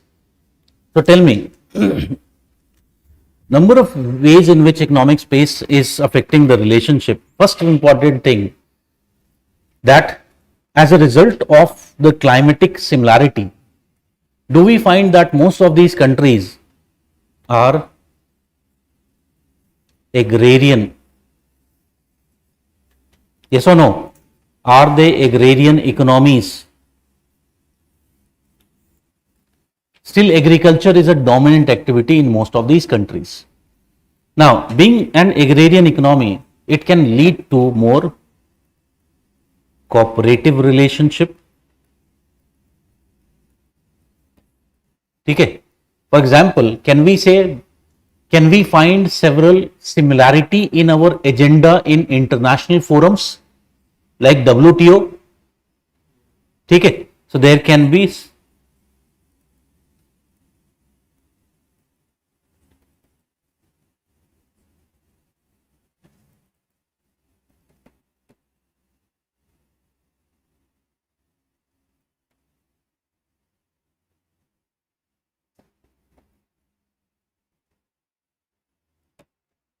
like WTO. So this can also give rise to cooperative relationship, but it can also give rise to more negative relationships. Tell me, can you understand that? Because most of these countries are also agrarian economies. Rather than our economies being complementary, can we say they are competitive? ठीक है. There is more competition than complementarity in the economies. So there is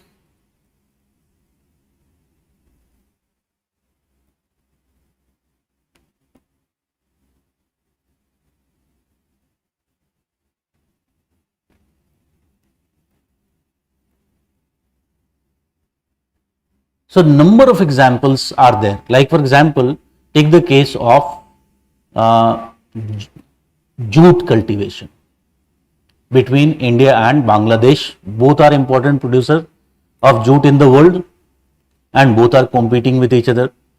Take the case of cotton. We are competing with Pakistan in terms of cotton production and export. Similar thing is in basmati rice. India and Pakistan, if you talk about, they are competitors.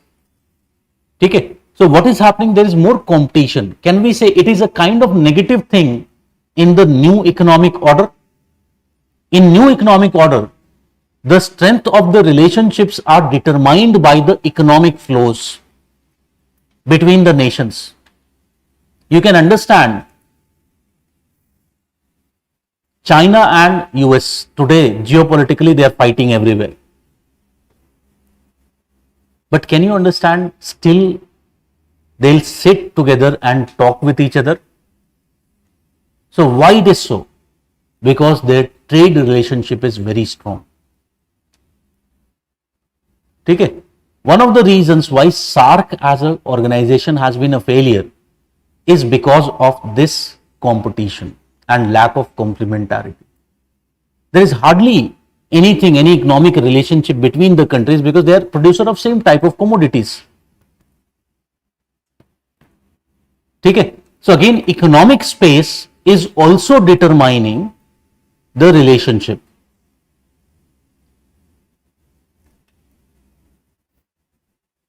Then if you talk about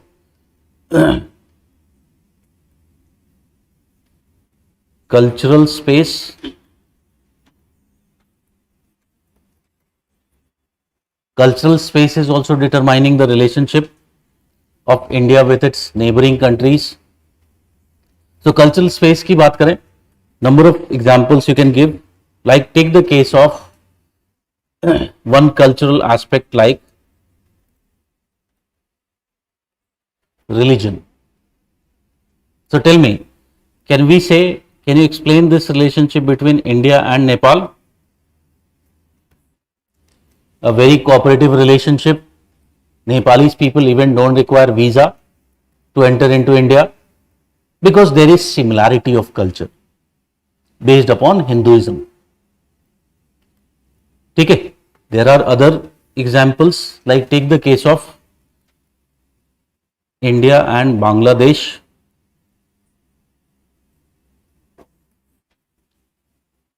India and Bangladesh. So tell me, India and Bangladesh, particularly West Bengal and Bangladesh, we find that there is similar Bengali culture.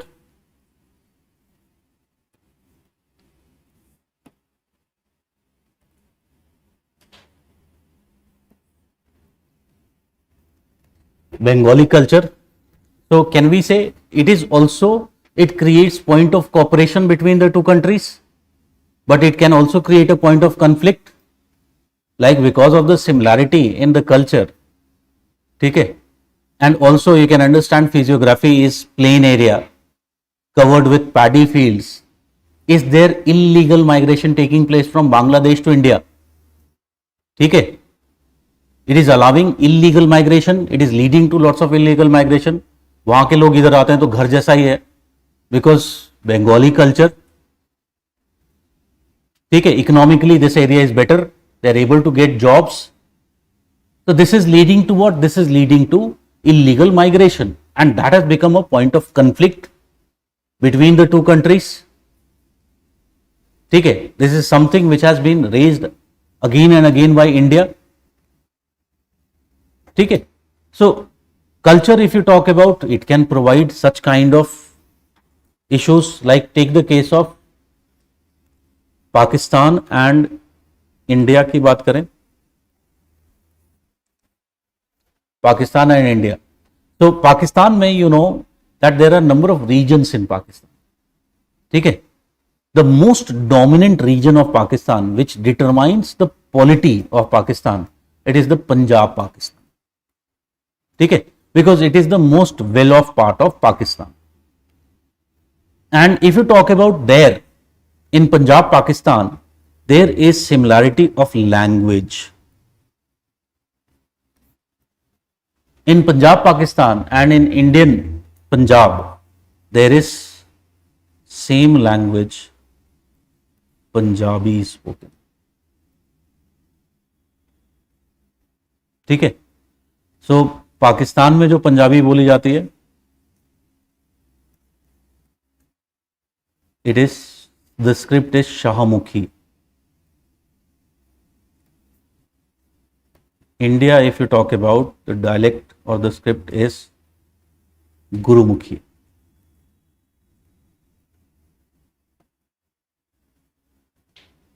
And you can understand this in turn, Punjabi, can we say it is just an offshoot of Hindi?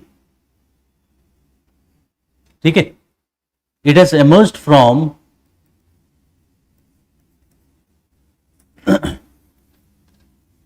Hindi language. So there are number of similarities. अब इसकी वजह से मुझे ये बताओ कि will it be possible that Indian movies will be very famous in Pakistan? ठीक है, so there is basically what, there is this kind of cultural similarity and it creates pressure on the leaders to find a solution to the problems.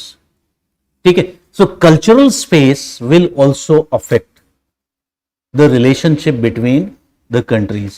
Negatively भी बहुत सारे तरीके से affect कर सकता है. Like for example, if there was Buddhism, if we talk about in Tibet, and there was Buddhism also in India, and India wanted to protect Buddhism in India, did India allow the Tibetan refugees to enter? And is it including, in fact, Dalai Lama? So has it become a very important point of conflict between India and China? Obviously, yes. ठीक है, so the cultural space is also creating the points of conflicts and the points of cooperation between the countries. Then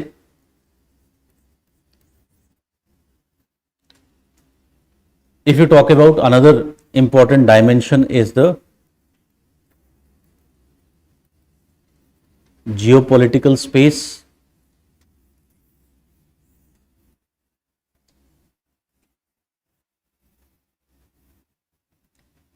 Geopolitical space. So geopolitical space की बात करें, you can very well understand.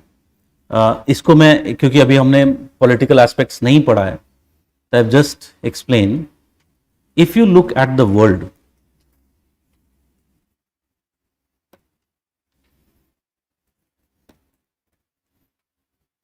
this is the world. अगर हम world को देखें तो can you see in this world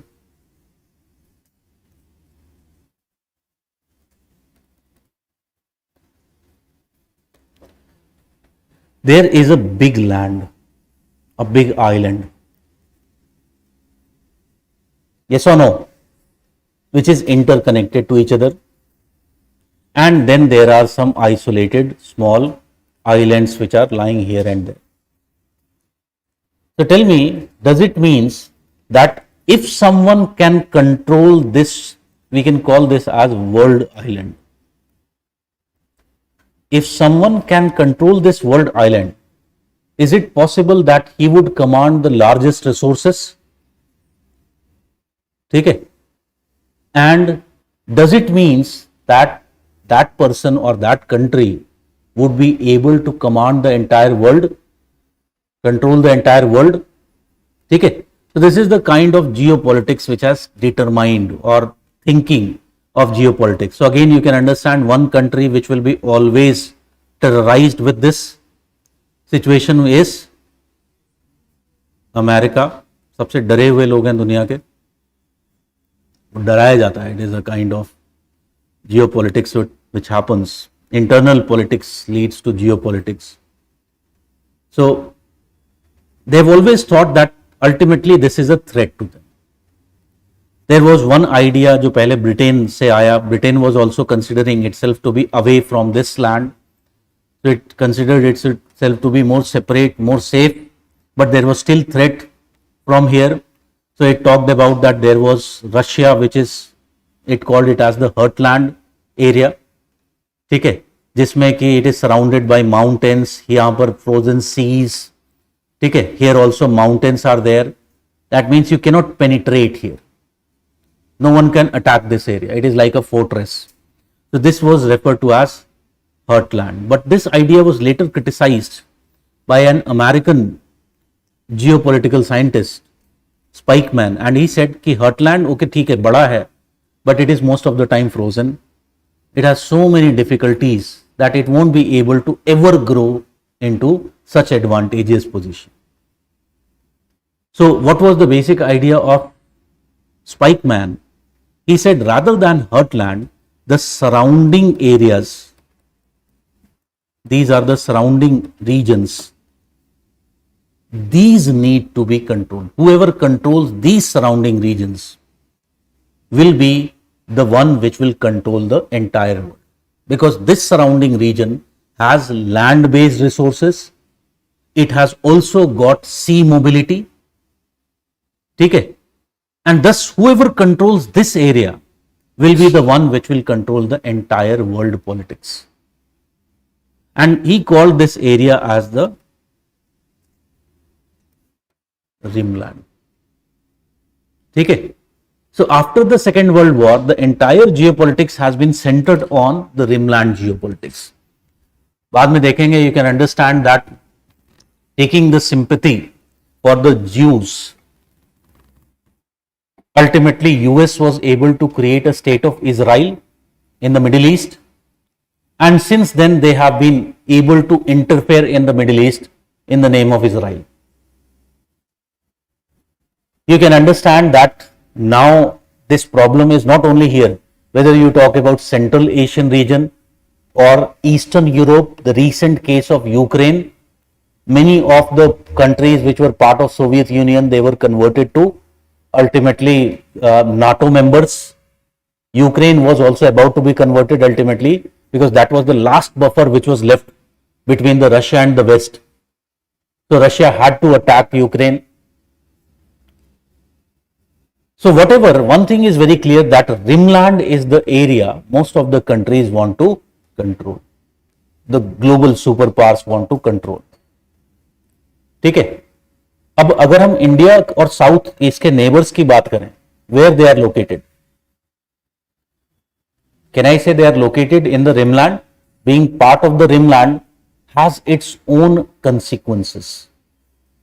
ठीक है. Because US want to control, to have a control here. You can understand, does it means that countries like Pakistan become of utility countries to US? Yes or no? And has it meant that Pakistan is receiving lots of aid in terms of money, in terms of technology from these other countries? And has it led to flexing of muscles by Pakistan? It is essentially creating problems for India. Otherwise Pakistan को पूछता कौन? Technologically, it was never sound. Most of the technology which Pakistan has, it is essentially received technology. Economically also, they are not very good. But they are a problem for India. Similarly, this आज की date में you can understand China has become a very very big superpower which is part of the rimland nation. तो China को control करने के लिए US ने encircling China policy बनाया which was actually encircling communism. So it became later the encircling China policy. So you can understand number of countries like South Korea, Japan, Philippines, Singapore, if you talk about others like यहाँ पर Diego Garcia, if you talk about Saudi Arabia, Djibouti, all these are basically what? These are the military bases of US and the NATO bases are located there. In retaliation, China ने क्या किया? In retaliation to this US policy, China created its string of pearls policy. ठीक है? And as a result, now what has happened? Can we say it is to the dislike of India? ठीक है? It is essentially to the dislike of India because its lots of trade passes through the same Indian Ocean region. And we don't have very good relationship with China. So what we are trying to say here is simple.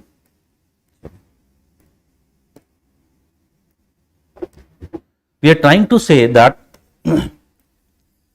India and its neighbors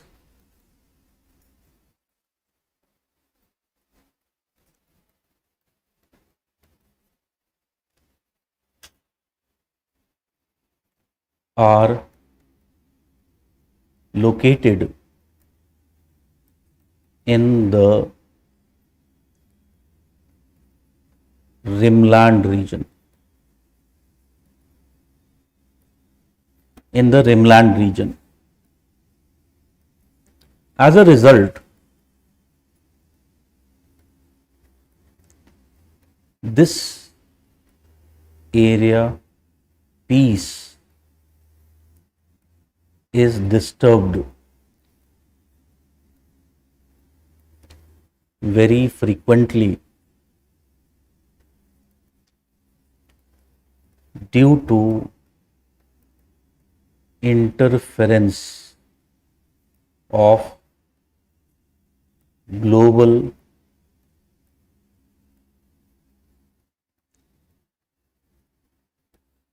superpowers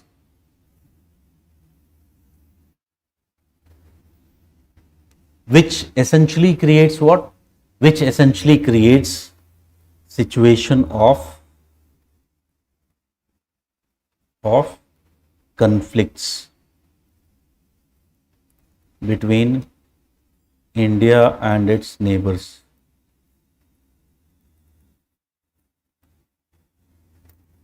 Between India and its neighbors. For example, take the case of अभी जो बात किया हमने India and Pakistan relationship. So Pakistan gets support, both military as well as material support from various global superpowers, and again it is to the disliking of India. Like China support करता है पाकिस्तान को, तो India कहता है कि unholy nexus है between China and Pakistan. ठीक है. Same thing, India is seen as a potential country against China. So you know many Western countries today are supporting India. So again China irritate हो जाता है why they are supporting India. So again all these are basically what they are, the creating several issues between India and its neighbors. ठीक है. You can understand Maldives. Maldives जैसा country भी India को आंख दिखाता है. It is also one of our neighbors. We don't know after sea level rise whether there will be Maldives or not. But still, why? Because of the interference of China. ठीक है. They have a very strong control in Maldives, and they are controlling. Same thing, Sri Lanka, Sri Lanka का सबसे ज्यादा control है मालदीव्स में, so through Sri Lanka ultimately China has become very very strong there. ठीक है, so this is the geopolitical space, this is the relative space, because they are lying in a particular type of region which will always be interfered by outside powers, which will always create conflict between the nations because they don't want unity in this region. If this region unites, if the rimland unites, then the hegemony of the West will be dismantled. They won't be able to economically colonize the world as they are doing now.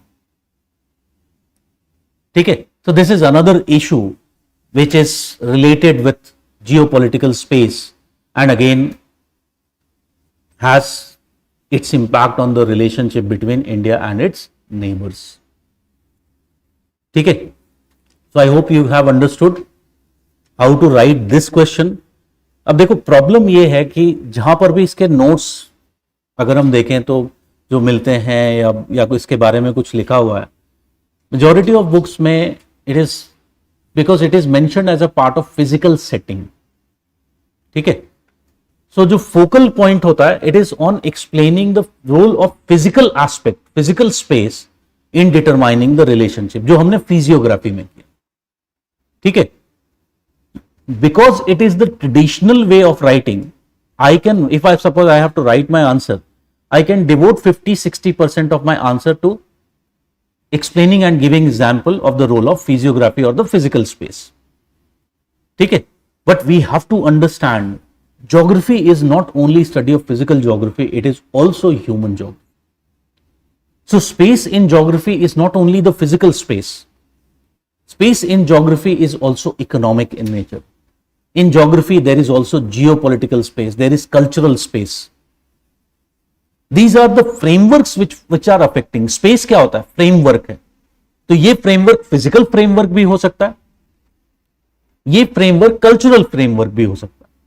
Like for example, अभी we are studying in India. ठीक है, अभी हम India में बैठ के पढ़ रहे हैं. इंडिया का एक कल्चर है, yes or no, there is a traditional culture. ठीक है, सपोज अभी हम यूएस में होते, मैं यूएस में पढ़ा रहा होता, तो वहां का कल्चर अलग है. There the culture is more cool. तो maybe I was not having students like you, या हो सकता है तुम ही लोग होते. तो किसी ने अपनी नाक छिदा रखी है, किसी ने कान छिदा रखा है, कोई हाफ पैंट पहन के आ गया. So again, can we say our activities are determined by the cultural space in which the phenomena is taking place? ठीक है, so in geography the space is not only physical. In fact, in the Anthropocene, what has happened, the other aspects of space have become dominating. The economic space, the cultural space, the geopolitical space, they are becoming more dominating than the physical space. ठीक है, so when we are writing we don't have to neglect these as well. उसको भी हमें लिखना है, भले ही उसको हम स्पेस कम दे, एक एक लाइन ही लिखें, बट उसको लिखना है. I have to show to the examiner that I understand, and you have to understand कि जब पेपर में आ रहा है तो इट इज नॉट कि वो फिजिकल सेटिंग का ही क्वेश्चन, क्योंकि वहां पर कोई ऐसा डिस्ट्रीब्यूशन नहीं है कि we are going to ask a question from physical setting और एग्रीकल्चर और दिस टॉपिक और that topic. It is just part of the paper and there it is written space.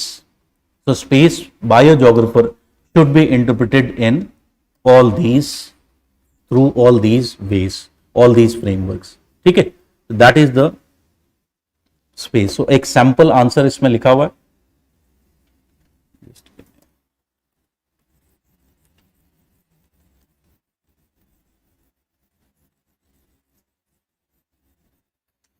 But again, I would say it is just a sample answer. So here, like in this answer, we have divided it into absolute, but this is not particularly, this is just to explain you. ये नहीं लिखना exam में. Absolute नहीं होता. Physiographic characteristics of space, how they are affecting. economic characteristics of space, how they are affecting, and others like the geopolitical characteristics, how they are affecting. It is part of the rimland region.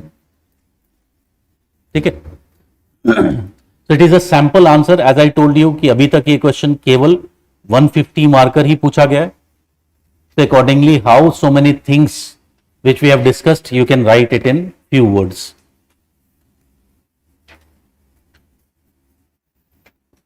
Then coming to our main topic which we are going to start today, that is the structure and relief of India. ठीक है.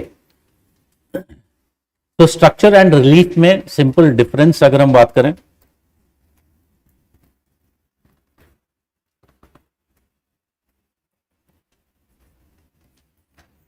Relief की अगर हम बात करें तो relief दो तरीके का हो सकता है. Relief you can understand what is relief.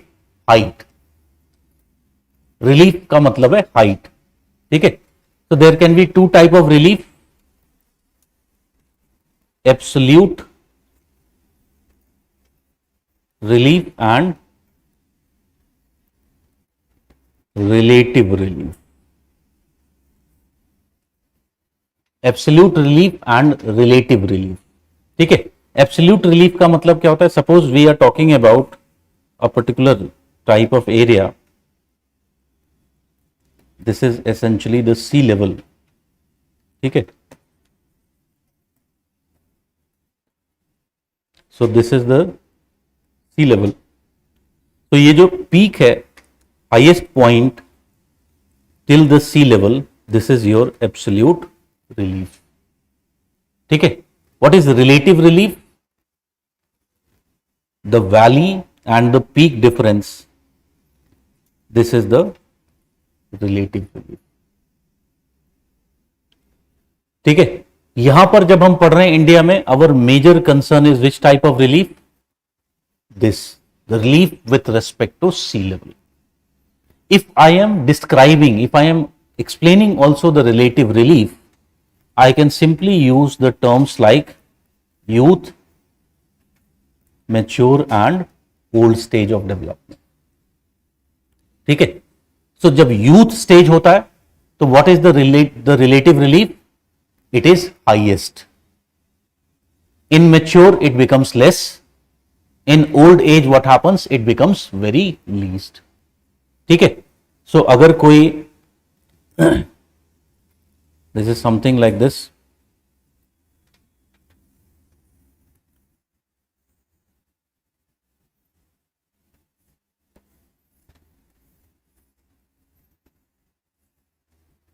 This is youth.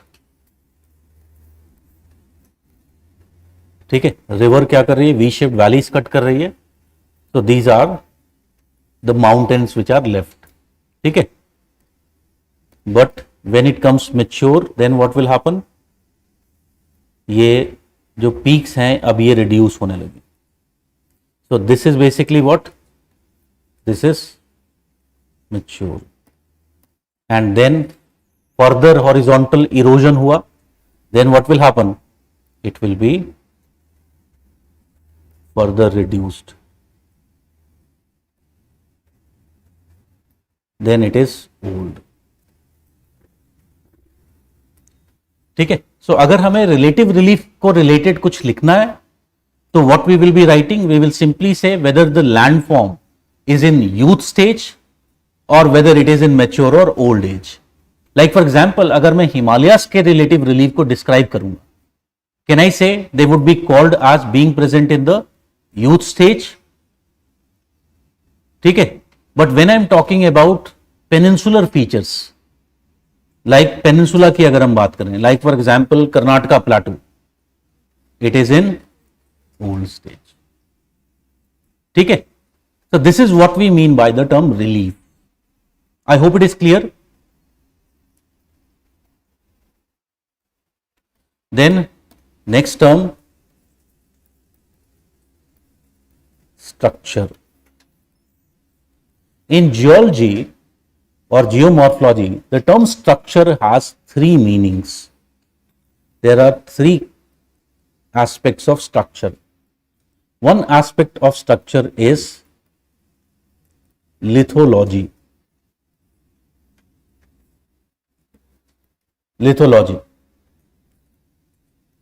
Second, if you talk about aspect of structure, it is aspect,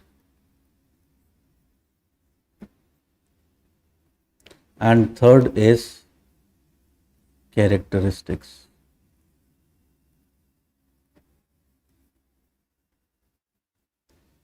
ठीक है, सो लिथोलॉजी क्या है?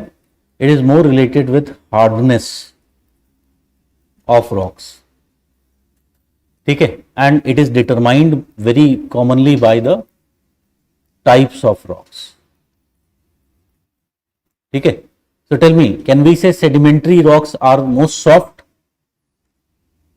Then there are igneous, most hardest rocks are metamorphic. So that is the case of lithology. Then aspect, it includes n number of things. Like for example, it can include features like the slope angle. It can include features like folding, faulting, ठीक है, up warping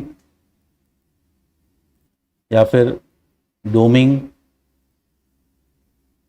etcetera. So such type of, in fact sorry, मैंने इसको aspect लिख दिया गलती से, इसको arrangement लिखो, सॉरी, अरेंजमेंट ऑफ रॉक्स. ठीक है, तो if you talk about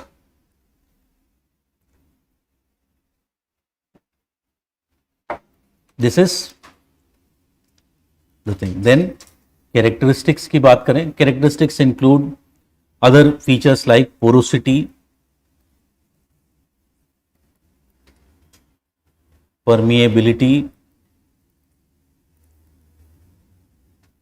chemical composition. ठीक है, सो ये और डिटेल्स हो गए about the particular rocks. Now when we are writing in paper 2, can I say when we are talking about Himalayas, when we are talking about peninsular rocks etcetera, can I say कि हमें characteristic का मतलब एक तो ये चाहिए होगा? Yes और no? We have to explain the type of rocks, of what that landform is made up of, and we should also explain the arrangement. ठीक है, so whether it is steeply sloped or whether it is gently sloped or there is presence of defective drainage, what type of structure it represent. Like for example, कई तरीके के structures हो सकते हैं on the basis of slope angle. Like for example, when both the slope angles are steep, same steep, दोनों angle यहां पे बराबर है, तो इस तरह की टोपोग्राफी को हम बोलते हैं हॉग बैक टोपोग्राफी. ठीक है, कैन आई से इस तरह की हॉग बैक टोपोग्राफी हिमालयाज में बहुत कॉमन होगी. ठीक है, but sometimes one slope can be steep while other slope is not so much steep. So this type of topography is referred to as suesta. ठीक है, you can understand. अगर मैं सुएस्टा की बात करूं, Meghalaya प्लेटू, we will see it is essentially what? It is a suesta type of landform where southern slope is very steep, northern slope is also steeper but not as steep as the southern slopes. ठीक है, then a third type where one slope is very steep, other is very gentle. This type of landform is referred to as escarpment.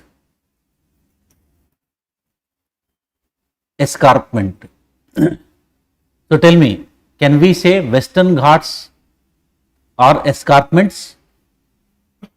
ठीक है, so that is one of the characteristic. ठीक है.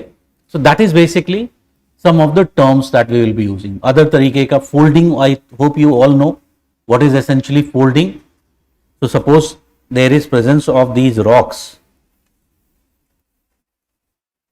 This was originally how the rocks were present. Ultimately there is pressure from both the sides or from one side. It will lead to what? It will lead to now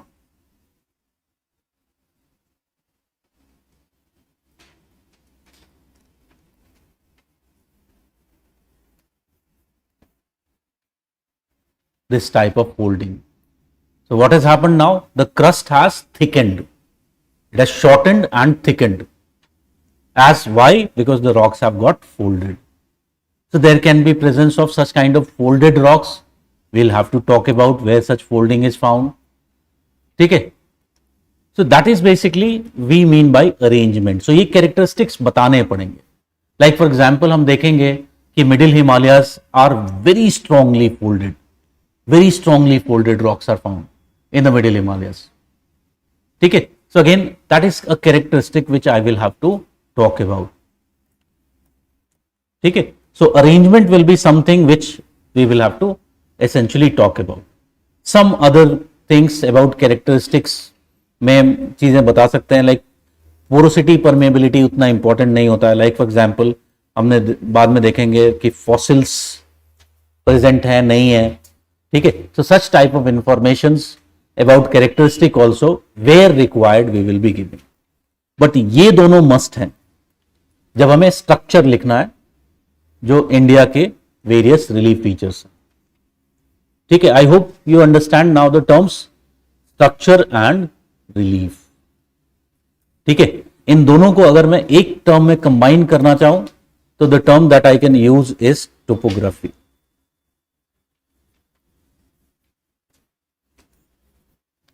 So when we are talking about the topography, we are talking about both the structure and relief. ठीक है. Okay. So if we look into India, India can be on the basis of structure and relief can be broadly divided into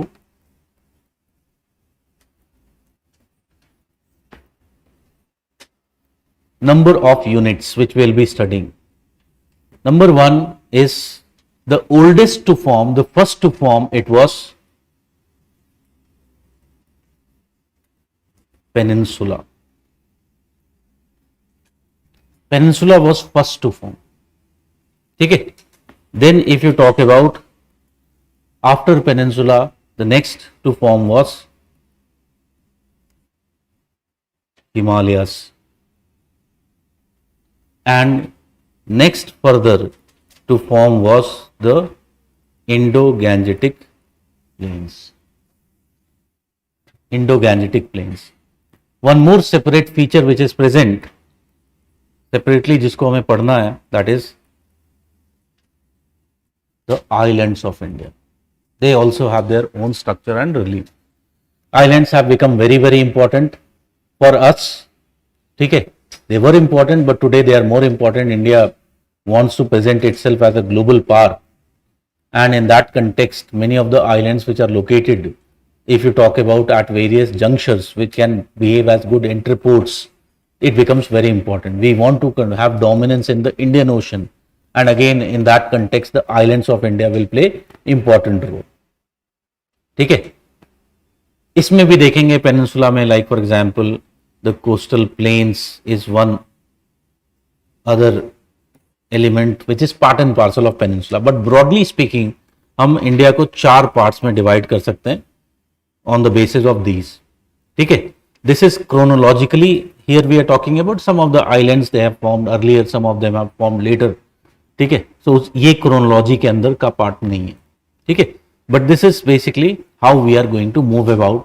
First we will be starting with the peninsula. So अगर मैं peninsula की बात करूं तो सबसे पहले देखते हैं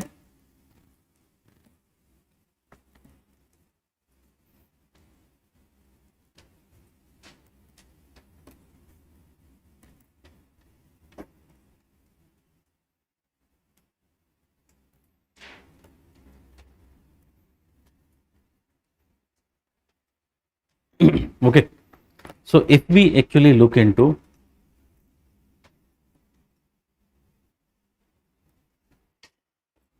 the peninsular India, you can see that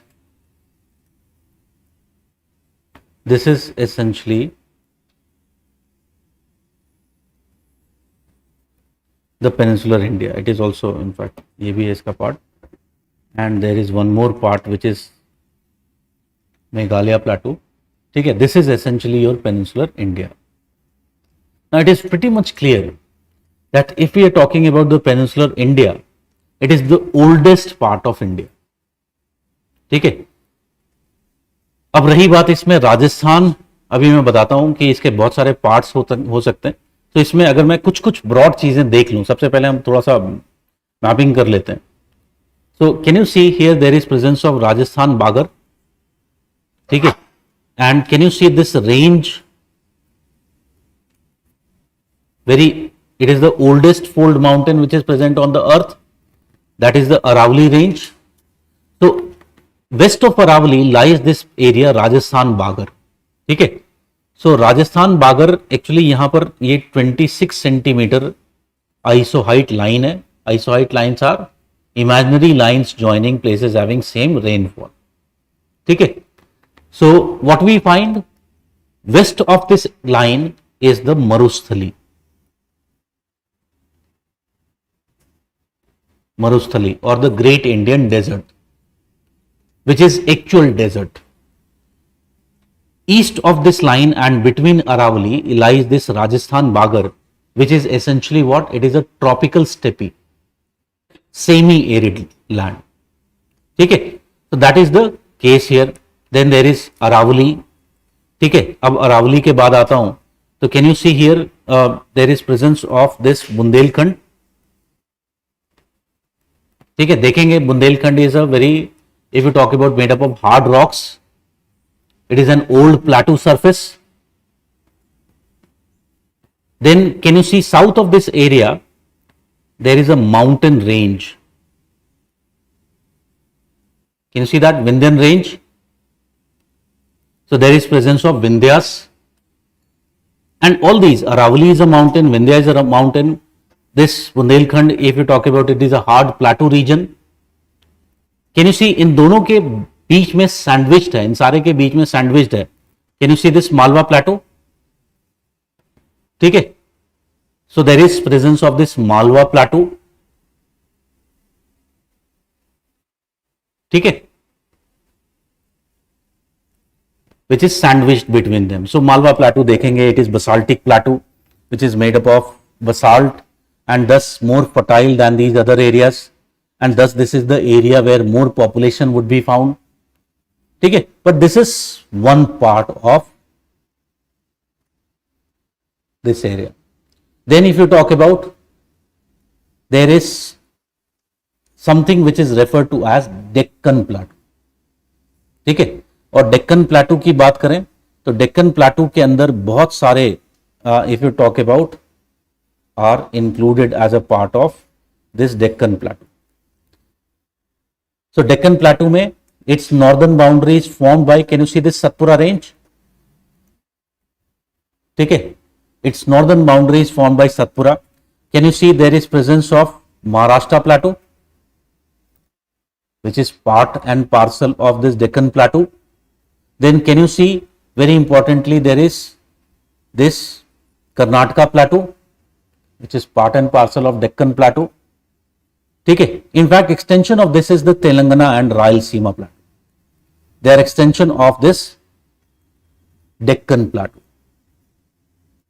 ठीक है, so if you talk about, this is essentially your Deccan Plateau. कई बार मैंने एग्जाम में, टेस्ट में क्वेश्चन दिया है, डिस्क्राइब द फिजियोग्राफिक और explain the physiographic characteristic of Deccan प्लेटू. बहुत सारे लोग केवल महाराष्ट्र प्लेटू लिख करके आ जाते हैं. ठीक है, so when we are talking about the Deccan plateau, it is not just Maharashtra plateau. Similarly इसका एक एक्सटेंशन ये Kathiawar, it is extension of this. ठीक है, so that is basically the Deccan plateau. Surrounding the Deccan plateau, can you see there is mountain range by the name of Western Ghats. Can you see that? There is presence of Western Ghats. Then there is also towards the eastern margin, there is also presence of Eastern Ghats. Okay. So surrounding it, there is presence of Western and Eastern Ghats. So ये एक feature हो गया. इसके अलावा can you see there is coastal plains which are present, east coast plain and west coast plain, it is also there. ठीक है. One more element if you talk about is the eastern plateaus. तो ये वाले जो plateaus हैं, these are essentially the eastern plateaus. और eastern plateaus में सबसे main, can you see this Chota Nagpur plateau. Chota Nagpur, it is the main plateau. ठीक है. और देखेंगे छोटा नागपुर के बहुत सारे पार्ट्स हैं, 3 पार्ट्स हैं, will talk about that. Then can you see this Baghelkhand, that is also part and parcel of this eastern plateaus. ठीक है. Then if you talk about, can you see this Bastar plateau, Dandakaranya लिखा हुआ जहां पर. ठीक है. So in Chhattisgarh, southern Chhattisgarh and Odisha, that is Bastar Plateau, which is part and parcel of that. And there is a Chhattisgarh basin, Mahanadi basin बीच में मिल रहा है. ठीक है.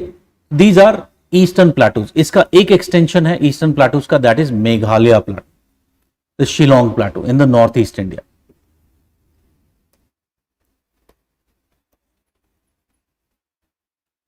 So this Meghalaya plateau.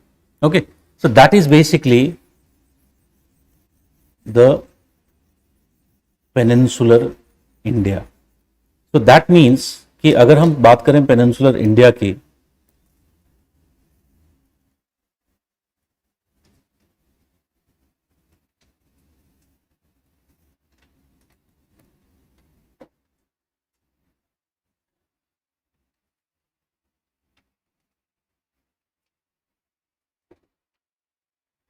तो सबसे पहले हम इसको डिवाइड कर लेते हैं. तो let us talk about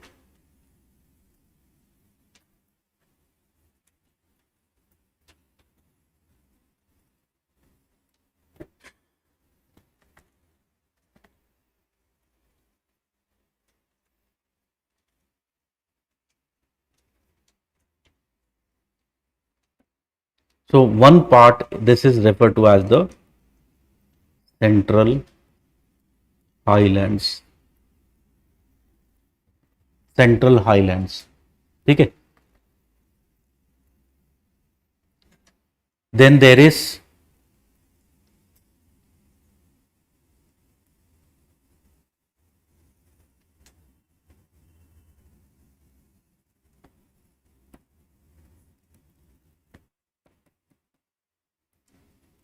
which is referred to as the Western Ghats. Then if you talk about, this is, इसको सेकंड कर लेता हूं, in fact Deccan plateau, this is make it third.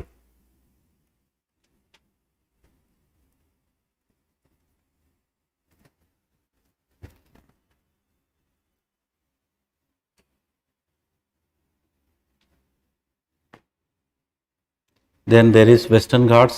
As we said, there is presence of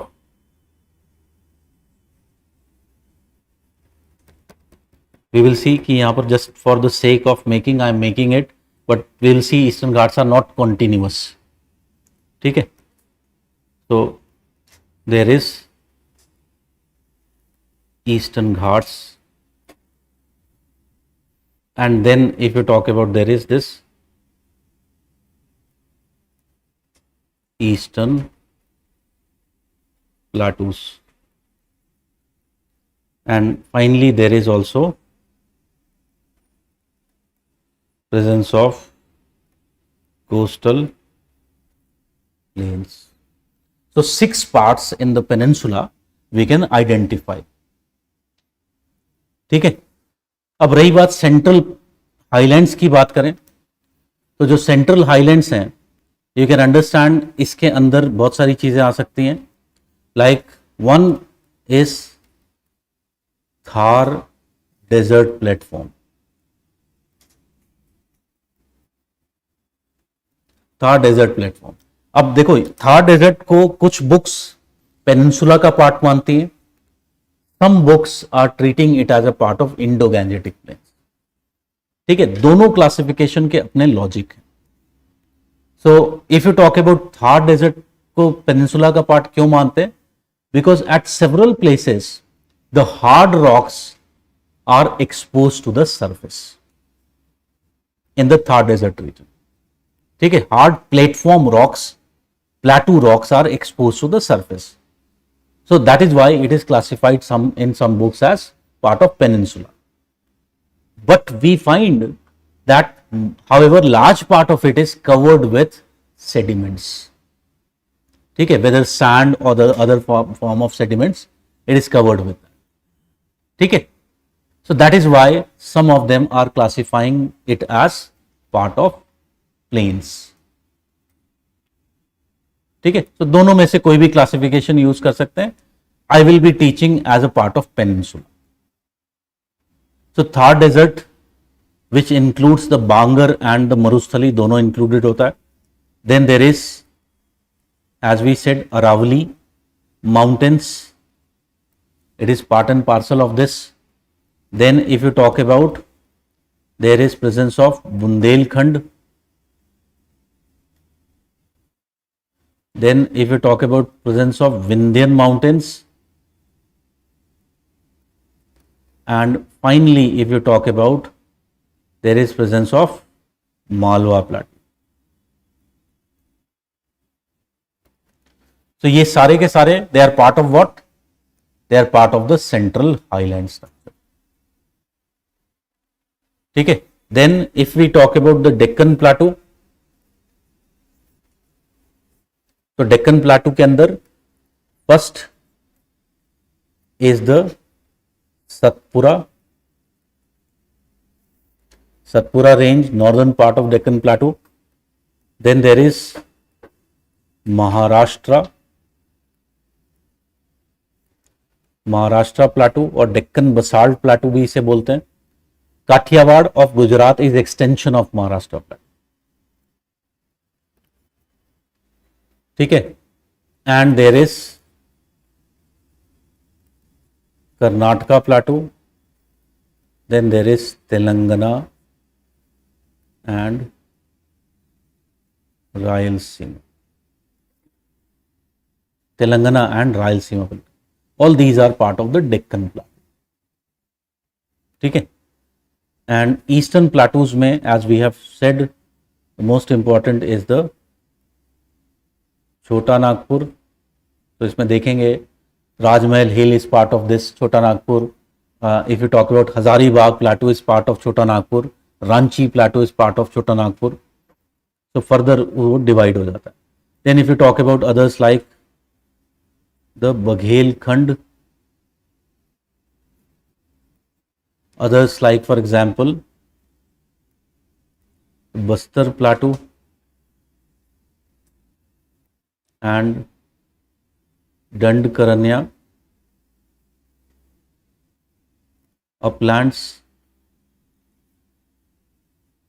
Mahanadi basin,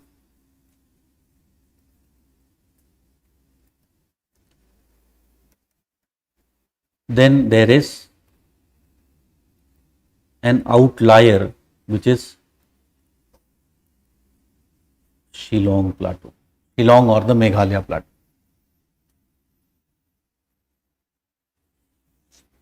ठीक है, coastal plains you can understand, eastern coastal plains and western coastal plains are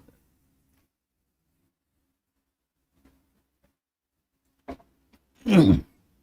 So this is what we are going to start with.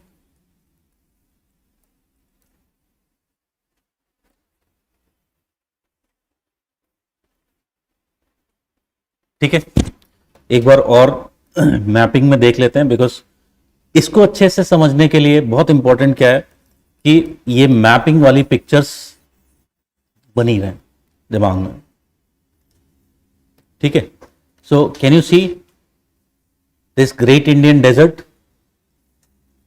And this Rajasthan Bagar, it is part of the Thar desert platform, both of these are part of the Thar desert platform.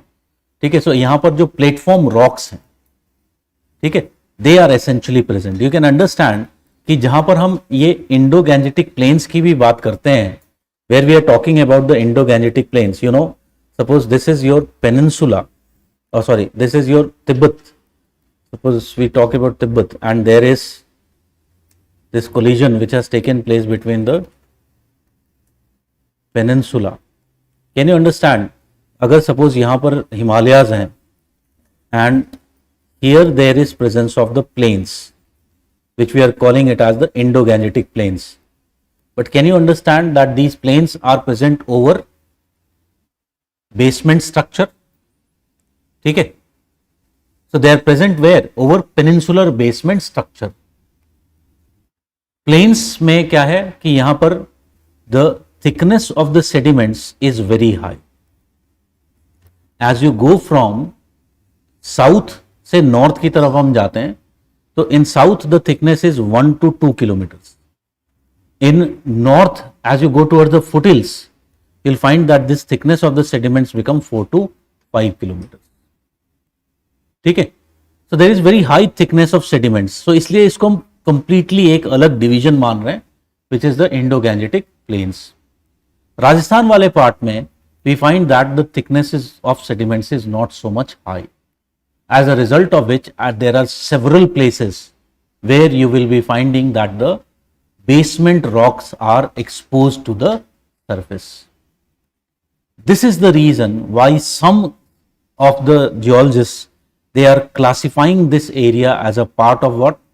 As a part of peninsula and not as a part of plains. But as I have told you, you can even use any of these. So Khular agar padhoge, DR Khular, in that it is classified as plains. In other books like R.C. Tiwari, it is classified as a part of the peninsula. Okay, so that is very clearly you see where it is located. Then you very clearly notice karo ki Aravali ka position kya hai. So Aravali is a range which is something like this. So can you see that it extends into Gujarat, where it is located primarily in Rajasthan, and it is broader in south, it becomes narrower towards north. ठीक है, अगर अभी मैं दिल्ली से मैं ही जाऊं इधर उधर घूमूं and South Delhi, if you go towards South Delhi, you might several see ridges of hard rocks. So we will see that is the actually Aravali ridges which have penetrated in the northern plains. ठीक है, Aravalli ridge reaches up to Ambala in north, ठीक है, and Delhi में तो you can very clearly see that it is there. So that is the case of the Aravalli mountains. Okay, so that is the case. Then you can see that कि यहां पर can you notice this Narmada river. So north of Narmada river is location of Vindhyan range. ठीक है, can you see this Kaimur, Bhander, all these are part of the Vindhyan range itself. ठीक है, so बाद में देखेंगे Vindhyan range if you talk about it is a kind of a different, it is a escarpment type of landform. Okay, there is this Vindhyan range. Then you can see very clearly there is this Bundelkhand plateau and in between is the Malwa plateau. ठीक है, is the Malwa plateau. So that is something which you have to remember by heart. I hope it is clear. ठीक है, इसमें कोई confusion नहीं होना चाहिए. So that is basically this whole part is the what we are calling it as the Central Highlands.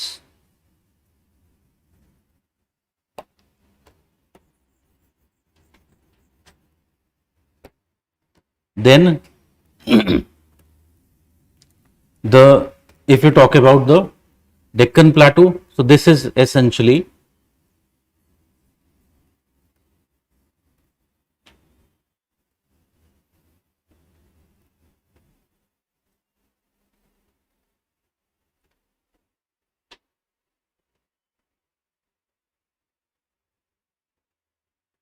This is the Deccan plateau. So Deccan plateau में Maharashtra plateau, it is refer to as the Deccan basalt. और ये जो बाद में देखेंगे कि ये जो बसाल्ट था, it was very hot and thus it was too much liquid type. ठीक है, it had less viscosity and thus what happened, it was able to flow to large distances, काफी दूर तक फैल पाया. और यही जाकर के इसने क्या बनाया, can you see this Kathiawar peninsula. So Kathiawar peninsula was formed in this manner. In fact, this is the same basalt which actually flow towards north. So Malwa plateau भी एक तरह से इसी का एक्सटेंशन. ठीक है, but again we are considering it as a different part because अभी हम देखेंगे कि वो एक डिफरेंट क्रिटोन है, एक डिफरेंट ब्लॉक है. So that is the Deccan basalt. Then you can understand that there is Karnataka plateau. और कर्नाटका प्लेटू में भी देखेंगे there are two parts. There is the case of Maidan to the south and there is Malnad towards the north. So Malnad is higher, Maidan is lower. ठीक है, and there is, you can see this Telangana and the Rayalaseema plateau. ठीक है, so this is the Deccan plateau. ये सारे के सारे including this northern Satpura range is part of this Deccan plateau. ठीक है, so again with clarity try to remember this, there should be no confusion. Then you can see यहां पर western Ghats दिखाई पड़ रहा है. तो देखेंगे कि वेस्टर्न घाट्स गुजरात से स्टार्ट होकर के they are continuing till Kanyakumari, south तक कंटिन्यू कर. ठीक है, all these if you talk about Nilgiri, Annamalai, they are all parts of the western Ghats. Comparatively जो ईस्टर्न घाट्स हैं they are more continuous only in this part. After that can you see Nallamala hills, Palkonda, Javadi, Chevroy, they have been broken. Why they have been broken? Rivers have broken them. So बाद में देखेंगे कि eastern Ghats जो थे they are very old fold mountain. ठीक है, they were formed somewhere around 1.6 billion years ago. And since then they have existed.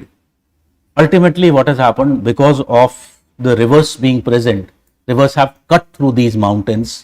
Ultimately as a result of which they have got broken. ठीक है, so that is the case of eastern ghats. केवल यहां पर ये, can you see this northern sarkars, here they become continuous and here they are also high. ठीक है, so that is your eastern ghats and difference compared with the western ghats. दोनों में difference है. western ghats कोई fold mountain नहीं है, they are just edge of the plateau.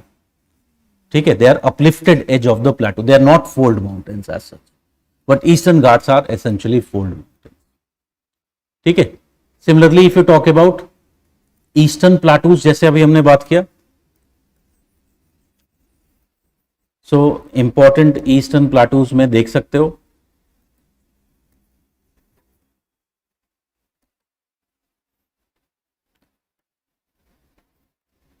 Okay.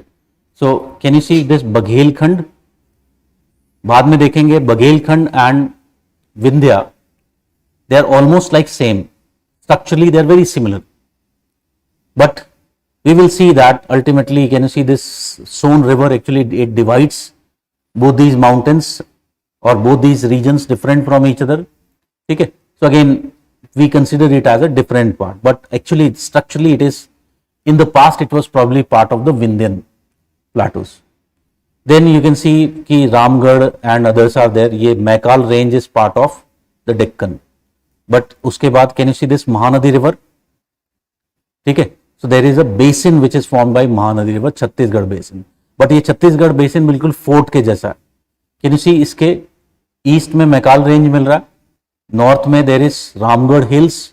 Can you see this Dandkaranya plateau to the south of it?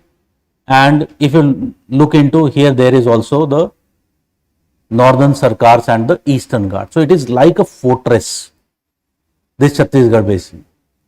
ठीक है, but the main plateau of this region is this one, very important plateau. It is this छोटा Nagpur plateau.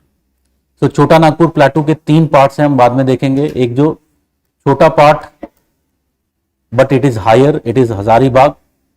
Southern part it is Ranchi plateau, and there is this northeastern part which is the Rajmahal hills. All 3 are part and parcel of the Chota Nagpur plateau. ठीक है. And finally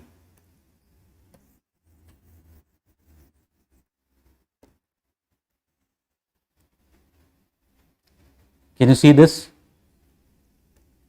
This is the outlier of the peninsula. पहले ये connected थे, लेकिन Himalayas के time पर क्या हुआ? The land between these fractured and subsided. ठीक है. और ये रिवर्स ने आकर के यहां पर डिपोजिशन कर दिया. Lots of sediments, both Ganga and Brahmaputra rivers, that led to formation of these Bengal plains. ठीक है. So now Bengal plains are separating these. So this is because of that, क्योंकि यहां पर राजमहल हिल मिल रहा है और यहां पर कौन सा है? गारो. So this is referred to as Rajmahal Garo gap. ठीक है. So Rajmahal Garo gap was created when the Himalayas were being formed. क्योंकि because you know at that time peninsula was colliding with Asia. So उस collision से यहाँ की rocks break हो गई and they subsided, they sunk. और बाद में रिवर्स ने वहां पर सेडिमेंट से फिल करके अल्टीमेटली ये गैप बना दिया. सो दैट मीन्स ये जो शिलोंग प्लेटू है, this Meghalaya प्लेटू, it is not part of Himalayas. Although it is lying away from the peninsula, it is part of what? It is part of peninsula. It is N outlier of the peninsula. ठीक है. So ये जो पूरा का पूरा ये वाला area है, it is what? It is Meghalaya प्लेटू और शिलोंग प्लेटू. देखेंगे इसमें 6 रेंजेस मिलती हैं और 6 पार्ट्स मिलते हैं. Garo, Khasi, Jaintia, Mikir, Barail. There is also Rengma. Will talk about that later. ठीक है. So that is basically the Meghalaya plateau. So this is what we are going to talk about the Shillong plateau. So ऐसा हमने डिवीजन क्यों किया? Why we have divided it in such a manner? So for that we will have to understand the formation of the peninsula, which we will do tomorrow. But can you see peninsula? This is the structure of the peninsula that we are going to talk tomorrow. Okay. So in structure of peninsula, can you see very clearly that peninsula was actually formed as a result of merger of smaller blocks. Okay. So there were actually 4 blocks, tectonic blocks, which collided with each other to form the peninsula. And these tectonic blocks, one was Bundelkhand Craton, ठीक है, another was Singhbhum Craton, another was Bastar Craton, and the Deccan Plateau region, it was part of the Dharwad Craton. So 4 different continental blocks, they have collided with each other to form our peninsula. So they are structurally actually separate from each other, and that is why we have done this kind of classification. Okay. So we will discuss about this tomorrow. We'll stop for today. Okay. Goodbye, take care, and don't forget to like. ठीक है. Offline वालों को भी बोल रहा हूं, जाकर के घर पे सारे के सारे लाइक मारो.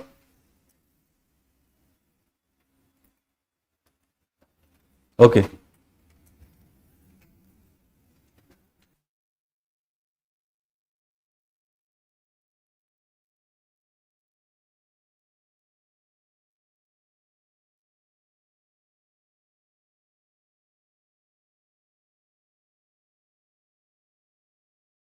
River capture is something which is done by several, or if you talk about the capture river, it can capture the waters of other rivers. That is the phenomena of river capture.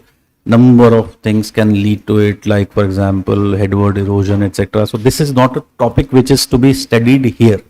Okay, it is a topic of geomorphology.